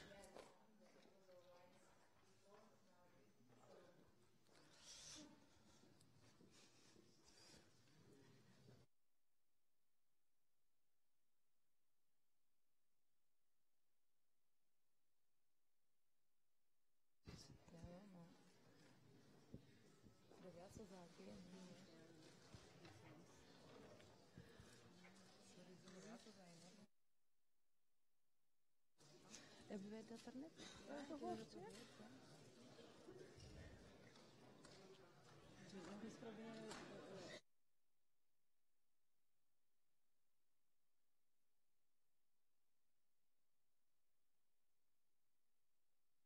Is de andere knop in nu? En nu? Is dat wel een micro aansluit? Ah, maar die staan. Ja, dat staat wel aan.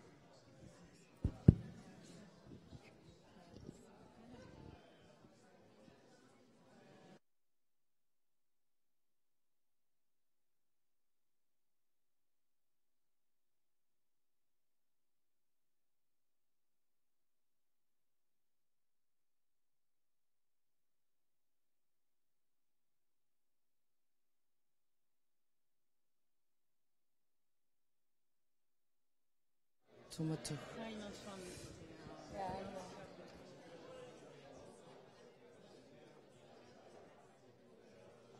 Dat is zo. Toen hadden we dat toch net geprobeerd? Nou ja, en dat is ook gelukt. Dat snap ik niet.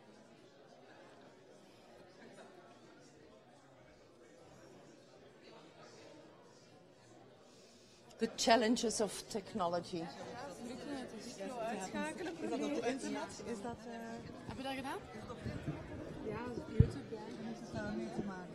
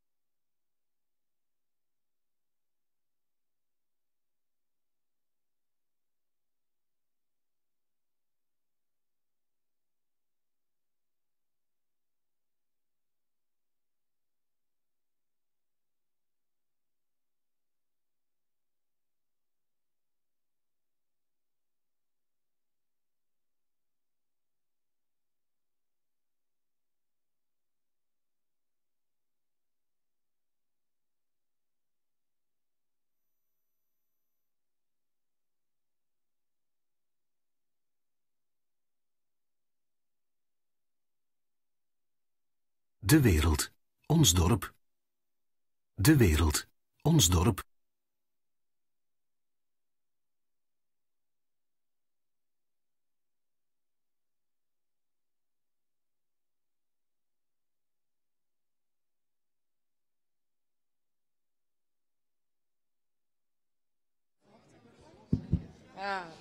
Ja, vrouwen aan de computers beloofd hadden.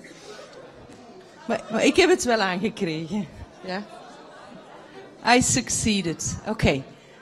Let's start the short introduction movie of Vlamingen in de wereld.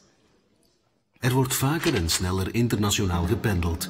Er wonen naar schatting 300.000 Vlamingen wereldwijd, tijdelijk of permanent, om de meest uiteenlopende redenen. VIW speelt in op wijzigende emigratie. Het cliché is een waarheid als een koe. Tot in de kleinste dorpjes loop je Vlamingen tegen het lijf. Geen paters of tabaksplukkers, maar baggeraars, toeristische ondernemers, doctoraatstudenten, docenten en hoogopgeleide technici. In de VIW-databank zitten ze in goed gezelschap. 300.000 Vlamingen wereldwijd die elke dag 3 mensen leren kennen. Hallo, aangenaam. Vermenigvuldig dat met 365 dagen. 328.500.000 mensen wereldwijd leren jaarlijks een Vlaming kennen. VIW is getuige van hoe Vlamingen Vlaanderen uitdragen. 300.000 Vlamingen wereldwijd. Sommigen leren elkaar zo goed kennen dat er kinderen van komen. Zo'n 2000 per jaar. Moeders die in het buitenland bevallen, maar ook in Vlaanderen. Wat met kindergeld en sociale zekerheid? VIW adviseert. 300.000 Vlamingen wereldwijd. Met kinderen die groeien, groeien en groeien. Hun Vlaamse ouder hoort ze graag Nederlands spreken en ziet hen graag de Vlaamse cultuur ontdekken. VIW informeert en lobbyt.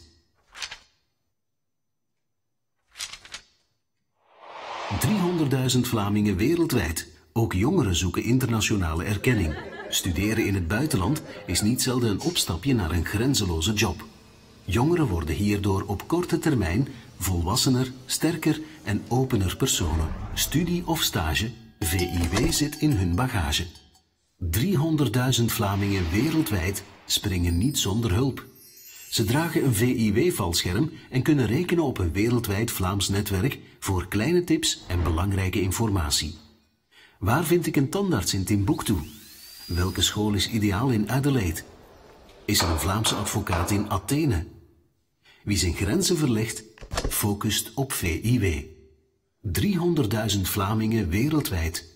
Ze wonen in New York, Parijs, Peking, Buenos Aires, maar ook in Brussels in de Amerikaanse staat Wisconsin, Oostende in Argentinië en soms keren ze terug, noodgedwongen of met een glimlach. Maar allen hebben ze heimwee en willen ze wonen in het Bornemse gehucht buitenland. Teruggekeerde expats staan niet in de kou. 300.000 Vlamingen wereldwijd. Iedereen telt mee. Okay. Short introduction. As you might see, this organization is supported by the Flemish government, just like Flanders Investment and Trade. And I would like to take you through this presentation on who those Flemish people all over the world, who they are. Can you please raise your hands if you went on an Erasmus project? Who went abroad already? Okay. Who already took a flight, a plane in his or her life? Everyone, right. I mean, 20 years ago, it was very rare when people of your age already took a plane. And nowadays, you just book a flight, you want to travel, you go everywhere. But traveling is a bit different as living abroad. And that's why VIW is trying to help you when you're planning to go to live abroad. Who are the Flemish people in the world? There's the top profiles of the multinationals that are making their career in big companies. Here you see the guy from Cisco, there's Atlas Copco, there's all different, Coca-Cola, there's all different multinationals where Flemish people are working. Of course, there's a big group of youngsters that grew up abroad because of their parents were already living abroad, and those children, they were also traveling from country to country. They have a very nice name. They are called third culture kids. Third culture, your first culture is the culture of your motherhood, of your family. The second culture is the culture of the country where you live. And the third culture is actually a separate culture. A lot of these children, they feel connected with the same experiences. They go to international schools. They have a complete different view on the world, and they're called third culture kids. Of course, there's the love emigrants. You've seen all the shows on television of people while traveling meet their life partner, and then they decide to stay in a different country. There's the families, mixed families. A lot of Flemish families living abroad are mixed families, meaning that the partners are from different nationalities. Also, the language that is spoken in the household is sometimes not Flemish, it's sometimes English, very mixed situations. Then, of course, there's the expats. That's the people that are sent out by the different companies to fill in most of the time management position in a different country. And then there's the general representatives of the government of Flanders that are living abroad. There's the Flemish diplomats that are living abroad. And of course, there's some famous people here, in this case, Paul Bulke, the CEO of Nestlé. I think he lived already for 25 years abroad, traveling from country to country and making his career. Ronnie Lete from Atlas Copco was living all of his career abroad. So there's a lot of industrial, big names that are Flemish. You've heard of Dries Buitaert, I think the founder, developer of the web platform Drupal. He's also, he went abroad to expand his business and to find other opportunities. Okay, so how many are there? According to official figures of the Federal Public Service Foreign Affairs, there's 380,000 Flemish people living abroad, but we estimate that there's 500,000 Flemish people living abroad, because not everyone is registering his or her name while they are living abroad. Sometimes they forget to do. A lot of students or people who are there for a short-term period. I mean, a lot of people are sent out for only 6 months. They don't bother to go to the embassy. They just leave it like that. So there's an estimation of 500,000 Flemish people living abroad. According to the VIW database, that are the names that are registered in our database, there's 40,000 people that registered in our database and that wanted to be part of a network. We also sent out a newsletter, and we can see the click views and how many times they open the newsletter, and then we see that there's 14,500 times every month that we send out a newsletter. Now, VIW, the main thing is network, and I think you already realized that for your professional life, but also for your private life, networking is an unbelievable part of life. Yeah, imagine that I see there's some people here that not from Belgium. They had to find a project. I can imagine it's hard to find a project or an internship if you don't have a network. Yeah, and networking, if you hear from your parents, I know someone there, and he knows someone there, and maybe you can ask this and that and there. Networking is a very crucial part if you want to make a professional or private step forward. And VIW is helping people who are traveling abroad. What binds the people that are a member of VIW? Well, they shared roots in Flanders, and after having lived in many different countries and many different places, I realized that the thing I miss the most from Flanders are the very simple things. It's the koffiekoeken on Sunday morning. It's taking my bike. It's going for a walk or a stroll in the woods. The very, very simple thing. And what I miss the most when living abroad, it's the humor, the same humor we share. We Flemish people, we have a certain kind of humor. We joke with each other. We know how to challenge each other without hurting someone. And humor is, you will see, is a very, very important part of your own identity. And it's only when you're abroad and you're dealing with foreign people that you realize that joking around is really very important. Just a small anecdote. When I was living in India, I met a very good friend, and she was British from Birmingham, and she married an Indian guy, and she was living there already for already 15 years, and life in India, being married to an Indian doctor was really upscale, and it was really, she had to behave all the time, and all of a sudden she was so happy to have a Western friend like me, and I remember that we were sitting next to the pool, and all of a sudden she looked at me and she said, "It's the first time I can get pissed again." It was such a British word and expression, but I can imagine that she would never ever have said it to an Indian friend, "Let's get pissed." I mean, we understood, like, yeah.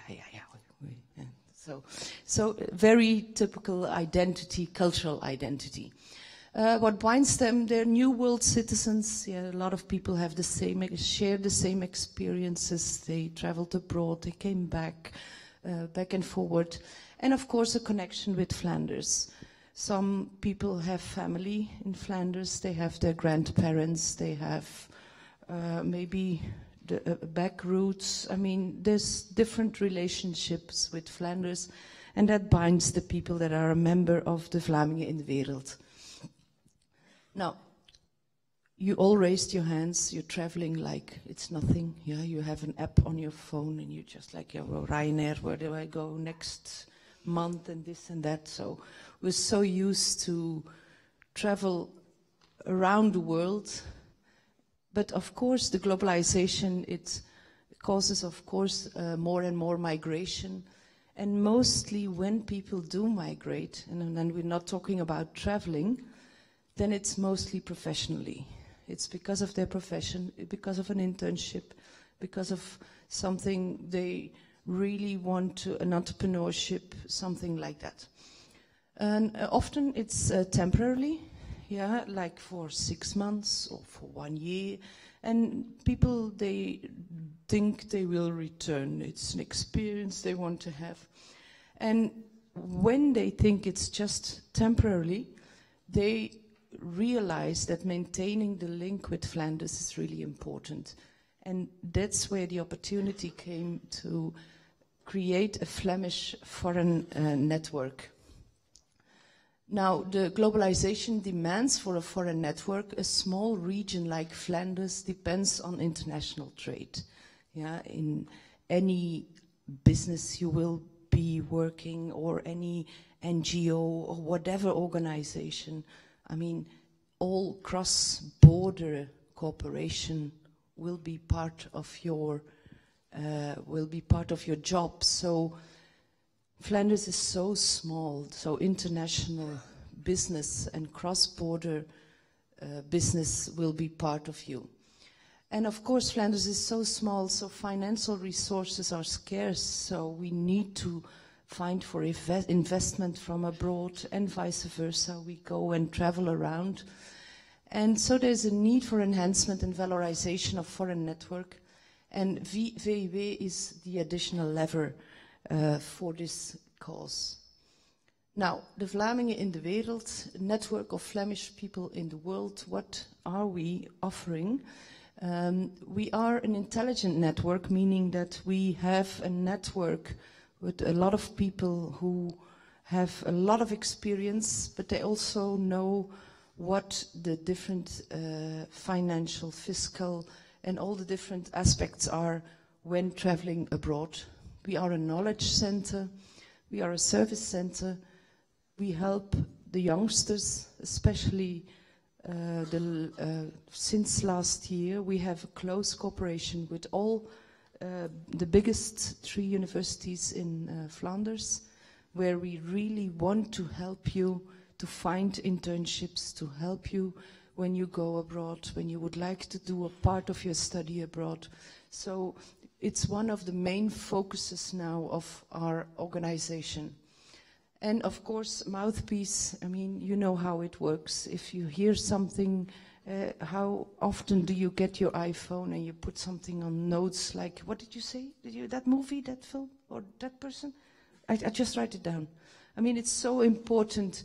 All these connections can help you to make your experience abroad so much more comfortable. Okay, we are an intelligent network, meaning that we do have a huge database and we have all the representatives all over the world. And it's those representatives, or some of them, that you will be in contact with this week when making your country analysis.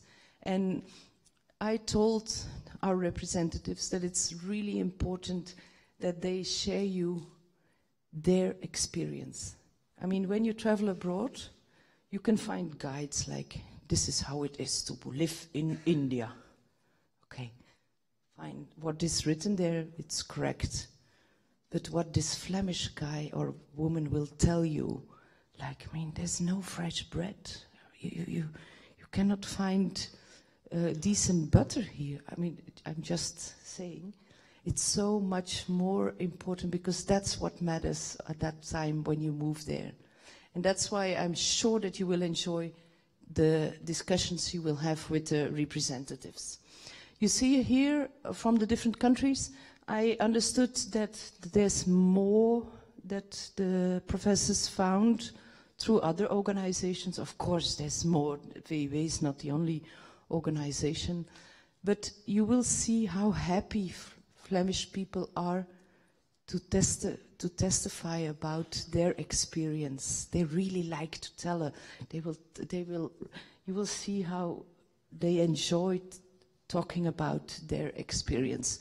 So here is the list, but I think it changes a lot. We do have, of course, a lot of people there in the US, different states. South Africa, we have a lot. I think from India, we had 3 groups. Is it also now 3 groups that are doing India? 2 groups, yeah.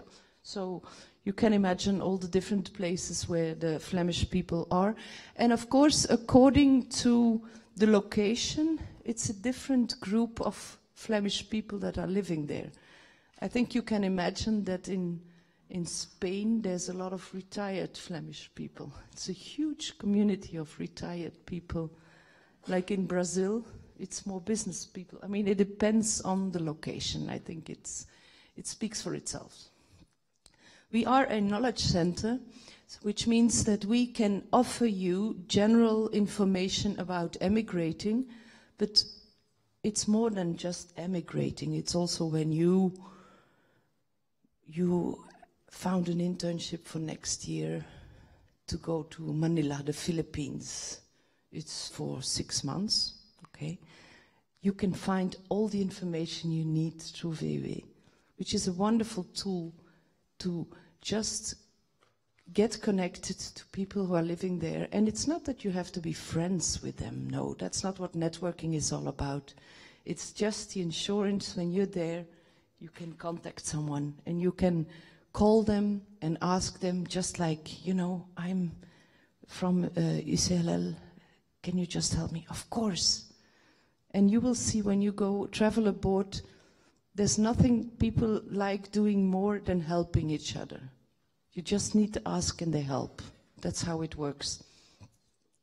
Here, the local expertise, I think that's really important. The main simple things, and I'm watching here some people that are not from Belgium. I didn't know. Did you have contacts before you arrived here? Local contacts? You did have local contacts. My elder brother was here before he moved to the UK. Okay. Yeah, Okay. so. One of my friends was here, so I was communicating with him, like, what are the opportunities here? That's how I find UCLA. Okay. So you see, it's always also for the smaller things, where do I find this or that?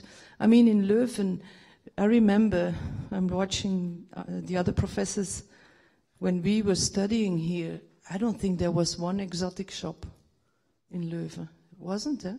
And now I think it's full. I mean, you can find all different kind of foods and stuff. It's because of the whole migration thing. But it's the same thing, like when you travel abroad, it's not always that simple. It depends on the country you're going. When you go to a Western country, I think you will find everything you need. Yeah, you will miss the koffiekoeken and that's the grijze garnalen, but that's the only thing you will miss. But I remember when we were living in India, it was a huge challenge to find food for a normal, in my opinion, in our opinion, a normal Belgian meal. I had to go to the Muslim market to find beef, and then they were chopping it on a wooden board. I mean, I think they used it already for 100 years. That's how it looked like, full of blood and things like that. It was awful. It was horrible to look at. But that's the challenge then. Yeah, it took me 10 times more time to prepare a meal than it would take here.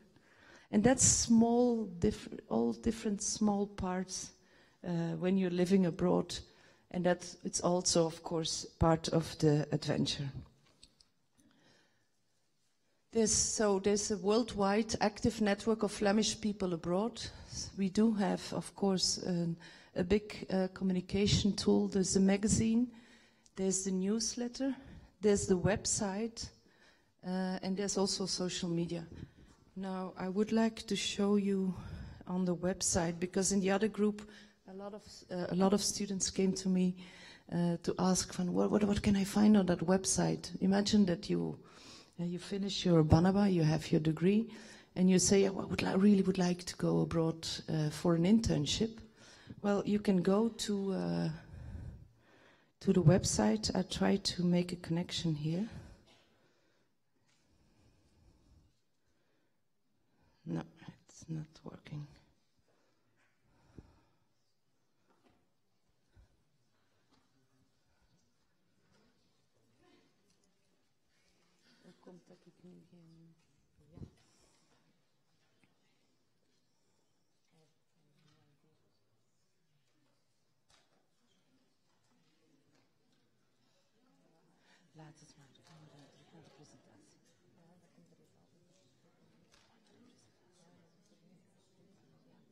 Okay, I'll show it when I finished. That's easier. But the nice thing about on the website, I see there's some students already working on their laptop. I'm sure they're taking notes. You also have this link, vacatures. And it's amazing. Also, the internships are mentioned there, which is lovely. Like in the other group, there was, I really would like to go to Spain next year for an internship. She found something there. I mean, all organizations that are looking for a Flemish person, or even small relationship to Flanders, they put it on the website. So it's really a very interesting tool to work with. This is some key figures. I'm not sure if it's interesting to read them out loud. You can see that we do have a big network with a lot of subscribers to the newsletters. We can see how many people visit the website, how many clicks there are, and also the different representatives.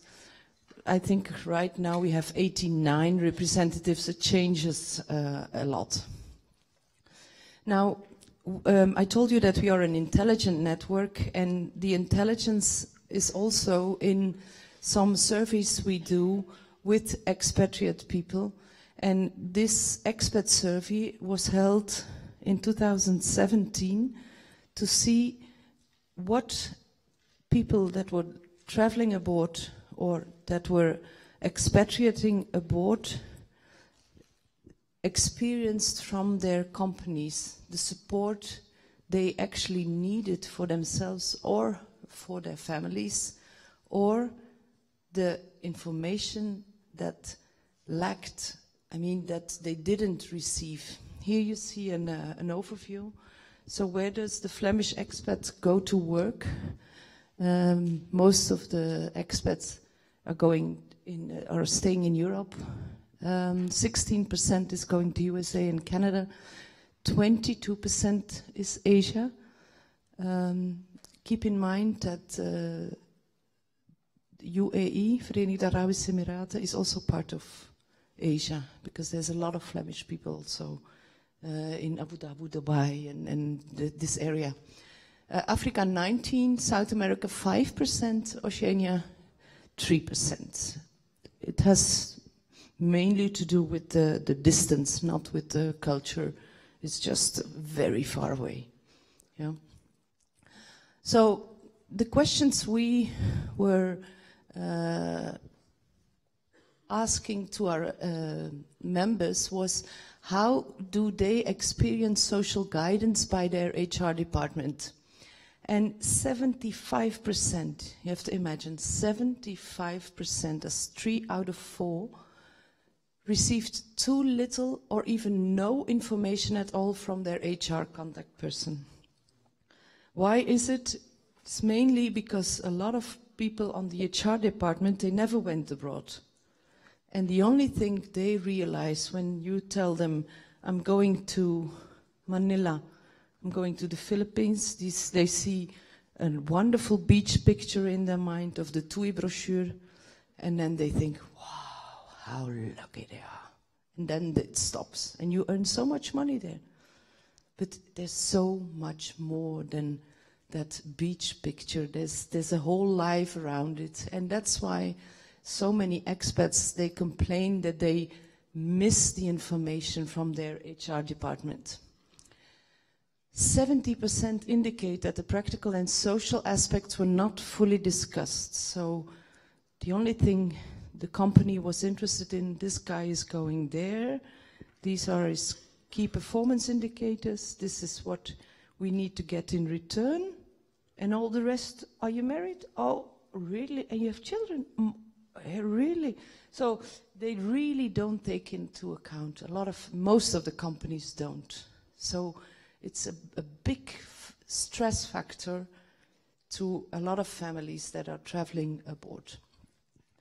35% of the expats with a known return date indicate that his or her return was discussed sufficiently.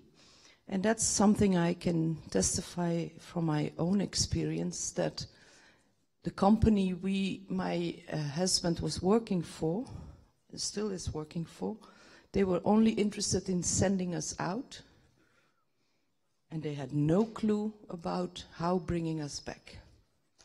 So we left, I think now 18 years ago, with 3 children. And my husband, we're sadly divorced, he's still traveling around. And in the whole process, the children are studying all over. I moved back. So you see a lot of these stories of people who they left from Belgium, but they had no clue when they will return. And then you can have the plan, we leave with 5, we come back with 5. But in many cases it's not. It's not the case. Right now I'm living in Belgium with my younger son. My oldest son is studying at university in Delft in the Netherlands. My daughter is studying also in Maastricht in the Netherlands, but she's going to Barcelona, and their father is currently in Germany. So you see a lot of people, they leave, but they have no clue when they will return. And so also there's only 28% that have sufficient guarantees for their future career. What if I want to come back? Will there be a job for me? No clue, no idea. Yeah.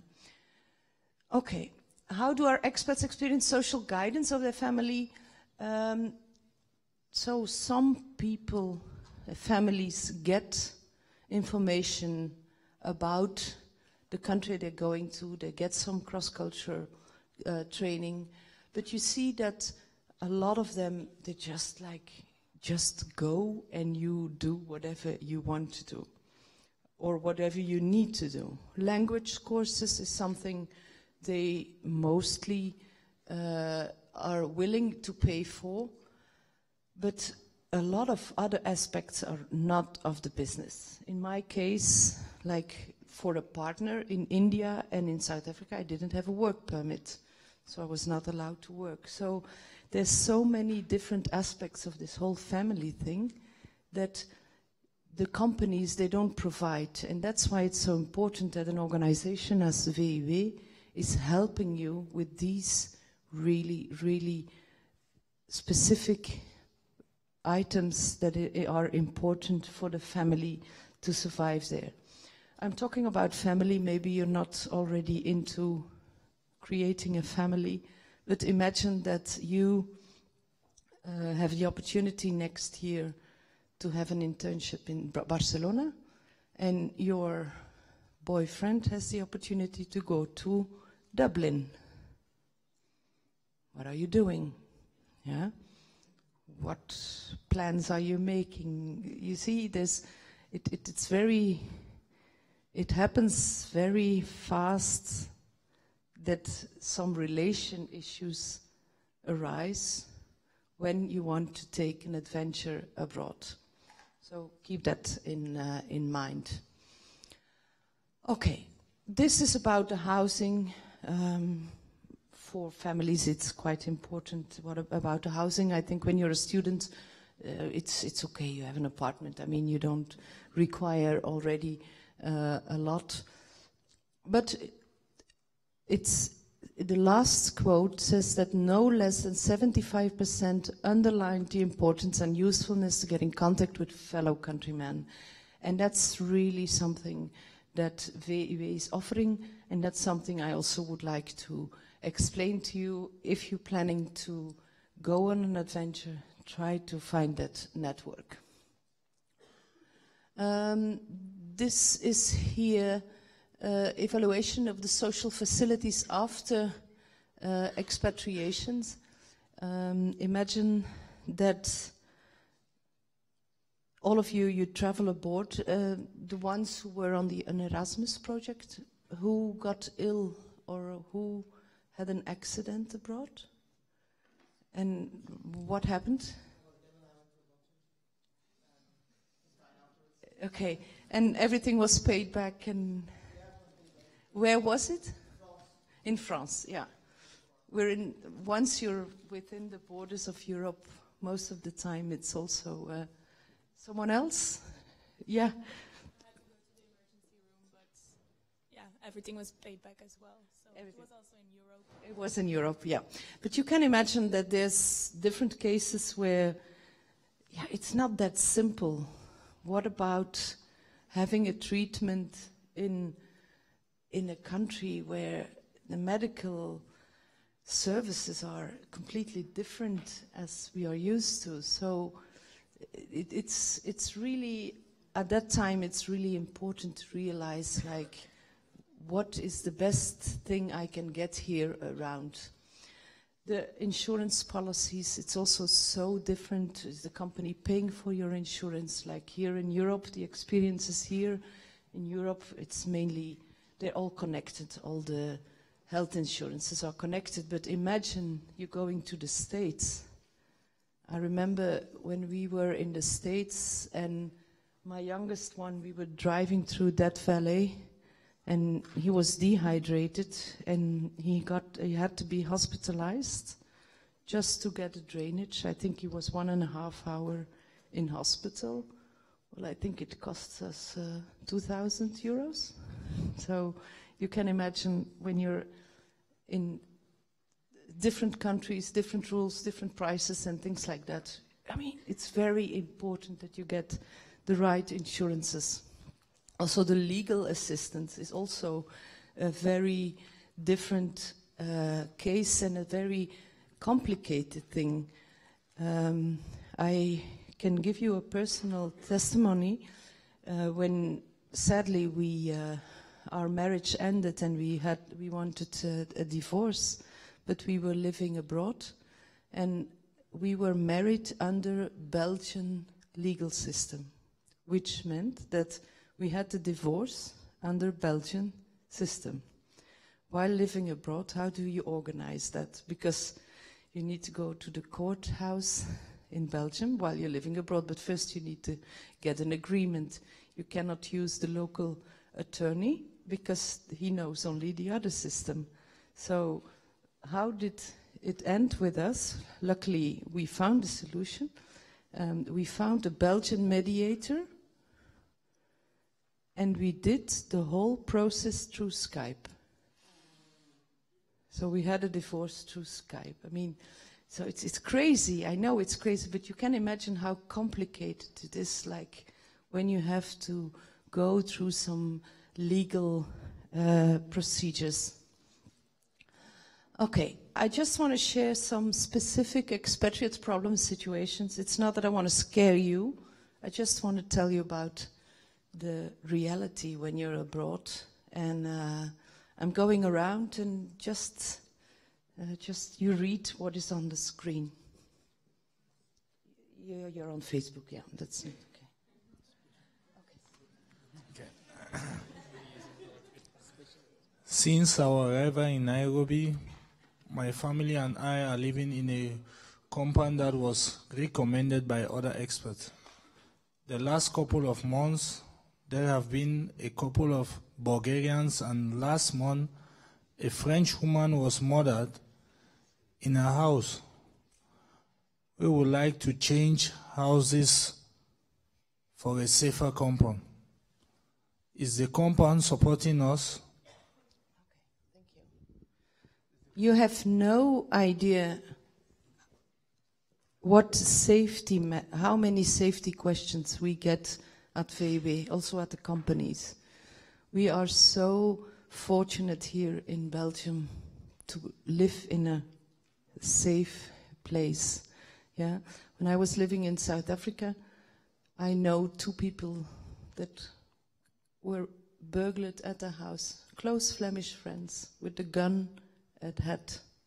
So you can imagine, like, how do you deal with it when you're abroad? How do you cope with these safety issues? These are things that you really have to keep in mind. In Europe, it's quite okay, but you can imagine when you're going to South America, when you go to Africa. I mean, there's plenty of places, wonderful places where there's a lot of safety issues, and that's a lot of questions we receive about that. Another one?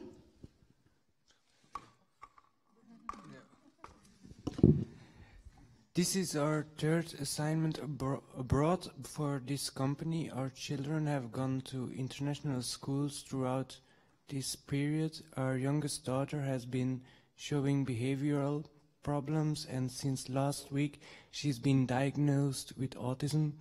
What support can you offer to deal with this difficult situation?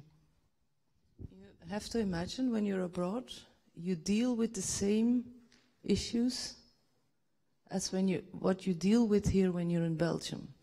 In Belgium, you know the support system, you know the psychologist, you know the medical thing. What do you do? Where do you go to with someone with behavior problems who needs therapy? I mean, going on in therapy is already difficult in your mother tongue. How do you do it in a different language? So there's so difficult issues, and then it's important to have a network where you can ask, like, what do I do? How do I cope with this situation? What therapist can I deal with? And sometimes it's amazing. You find they tell you, oh, but you know, there's a Dutch psychologist in town, and nobody knows, but there's a Dutch psychologist and you can go there. So the network is so important to make your life more comfortable. Next one. My partner is having a very hard time adjusting to expat life. The whole situation is putting our relationship on a lot of pressure. We decided to have a divorce. How can you help us? What about children, schooling?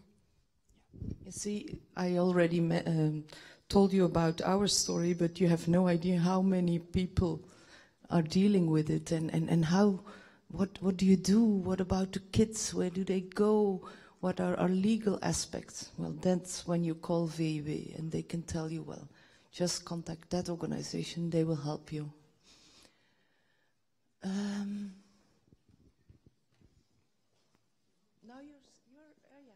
free now. Since 1983, my wife and I have been assigned to different locations abroad for the same company. We don't have children, but we do have 3 dogs, while the company pays for the relocation of our pets. Okay. Just simple questions about pets, but so important for a lot of people who are traveling abroad. Or are traveling abroad, what do we do with the pets? Imagine you have your favorite dog is your companion for many years, and now all of a sudden you get the opportunity to go to Australia. Wow, Melbourne, great. You look everything, and then you realize 3 months in quarantine. Your dog has to be in quarantine for 3 months. You see, all these worries like, oh, that's my life. I mean, that dog belongs to me. Okay.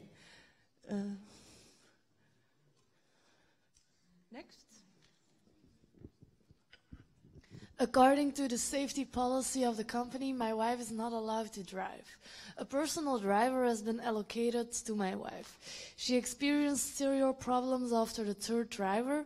We realized why a cooperation between my wife and the drivers is impossible. Because all of them are Muslim, they don't want to take the orders from my wife. How can you help us? A problem with a lot of... I experienced it when I was living in India. I had 5 drivers, and only after the 3rd one we realized why it didn't work out. He just didn't want to take an order from me because I was a woman. And then you realize how important these cultural issues work on very small things where you think at home that wouldn't be a problem at all. But then you only start to realize how things work. And that's also the richness about the experience. Yeah, it's not only bad, but it's a very rich experience there.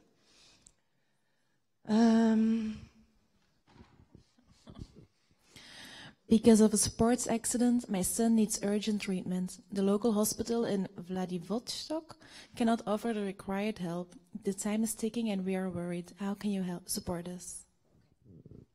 Imagine you're in Vladivostok. You know where it is? The complete outer end of Russia. You have a sports accident and there's no medical support. What do you do? Yeah. It's very common here. If you you fall off your bike, you go to Gasteinsberg, to Ellegaardermindes. No worries at all. But for small things, when we were living in India, my younger one, he was 1.5 years old. While being on holidays in Belgium, he fell off a jumping castle. You know these springkastelen? And he fell off. He was 1.5 years old, and he had an open arm, so he needed an operation. And then there was 2 of these pins that had to go in his arm. And then we went back to India, but they had to take out the pins, and it had to happen in a local hospital in India. Luckily, we were insured for a private hospital, but the bed we had to put him on, it was all the paint was off.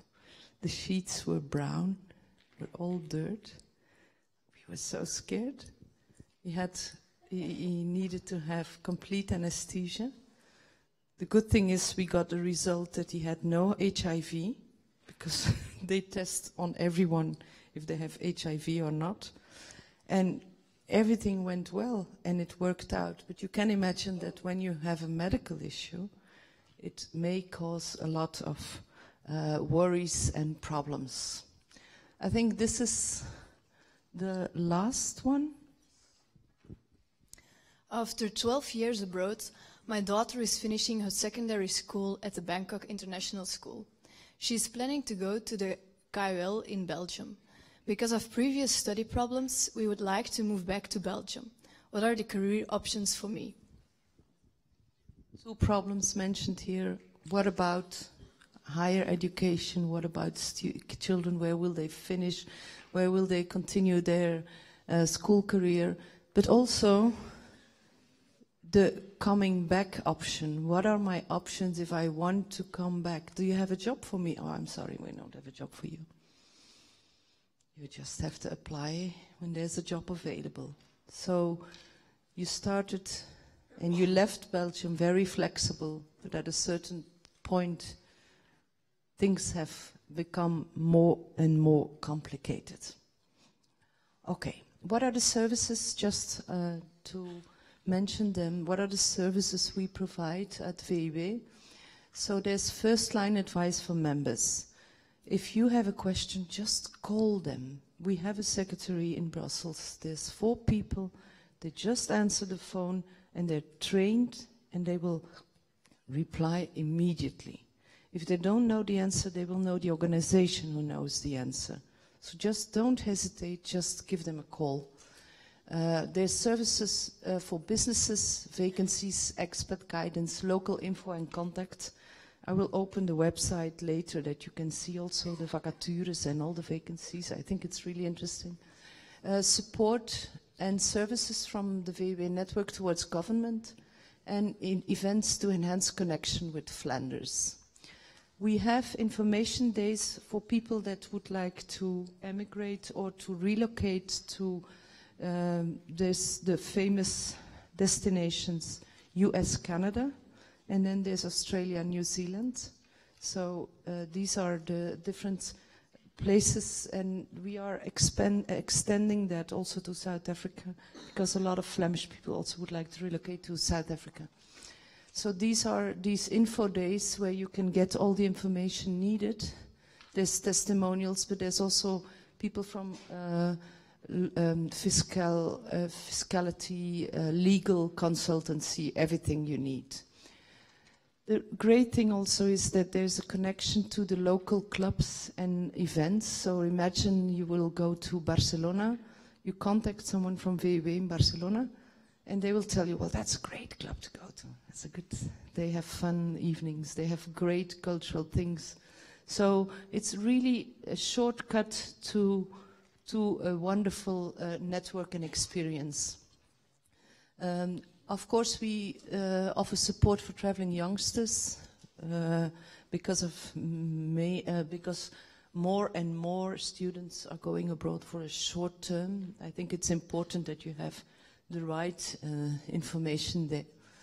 And one of our main tasks, but that's not from the secretary, that's more for the board members, is the lobbying work we do, especially for the desires and wishes of Flemish people abroad, and I'm thinking about the voting system, that they're able to vote, and you know, the real governmental stuff.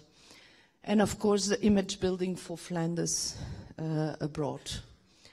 Some recent initiatives, there was the HR event where we invited all the HR departments of the multinationals, where we discussed all these different topics of the expat survey to have them realize how important it is to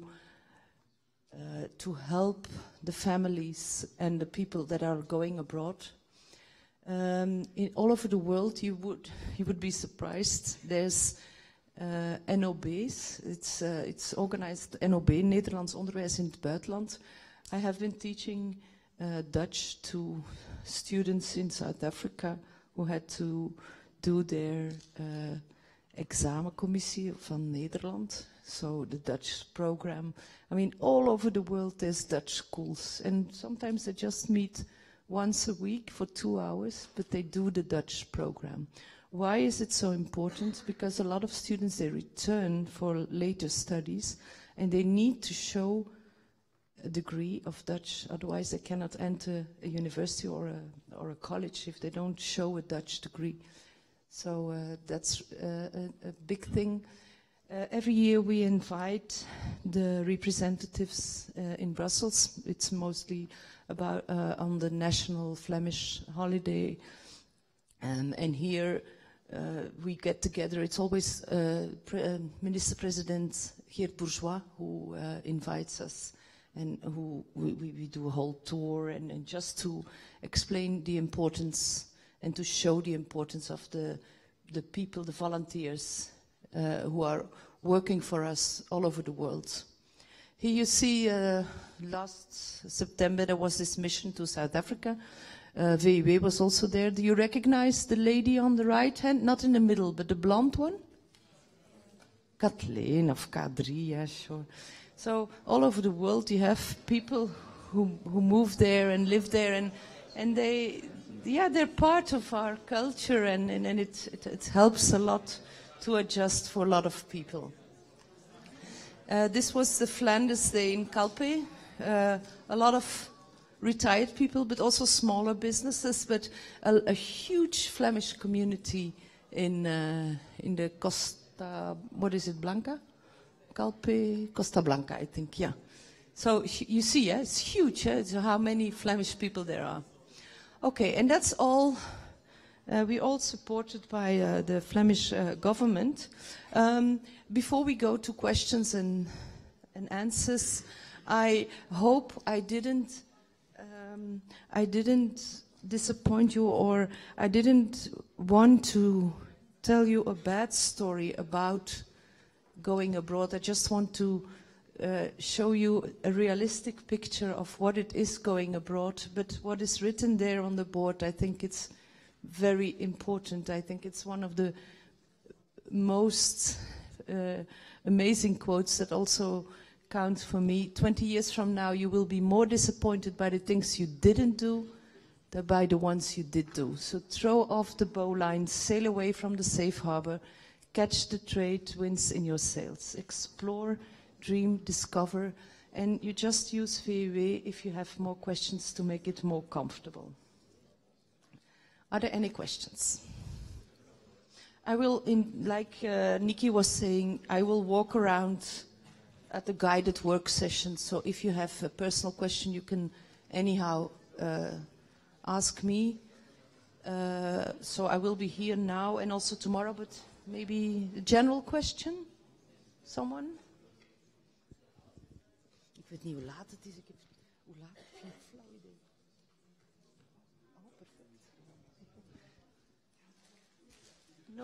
No questions?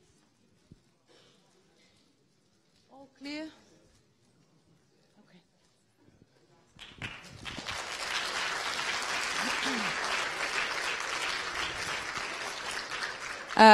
Despite of my poor technical skills, I would like to thank Ms. Nets for the interesting lecture. Also, at 4:30, you are all expected in the C block. It's like the first come, first serve. So if you're in a room and there is space for your group, you just go in and it goes further like that. When you go outside, there are waffles and yogurt. So please have it. You deserved it.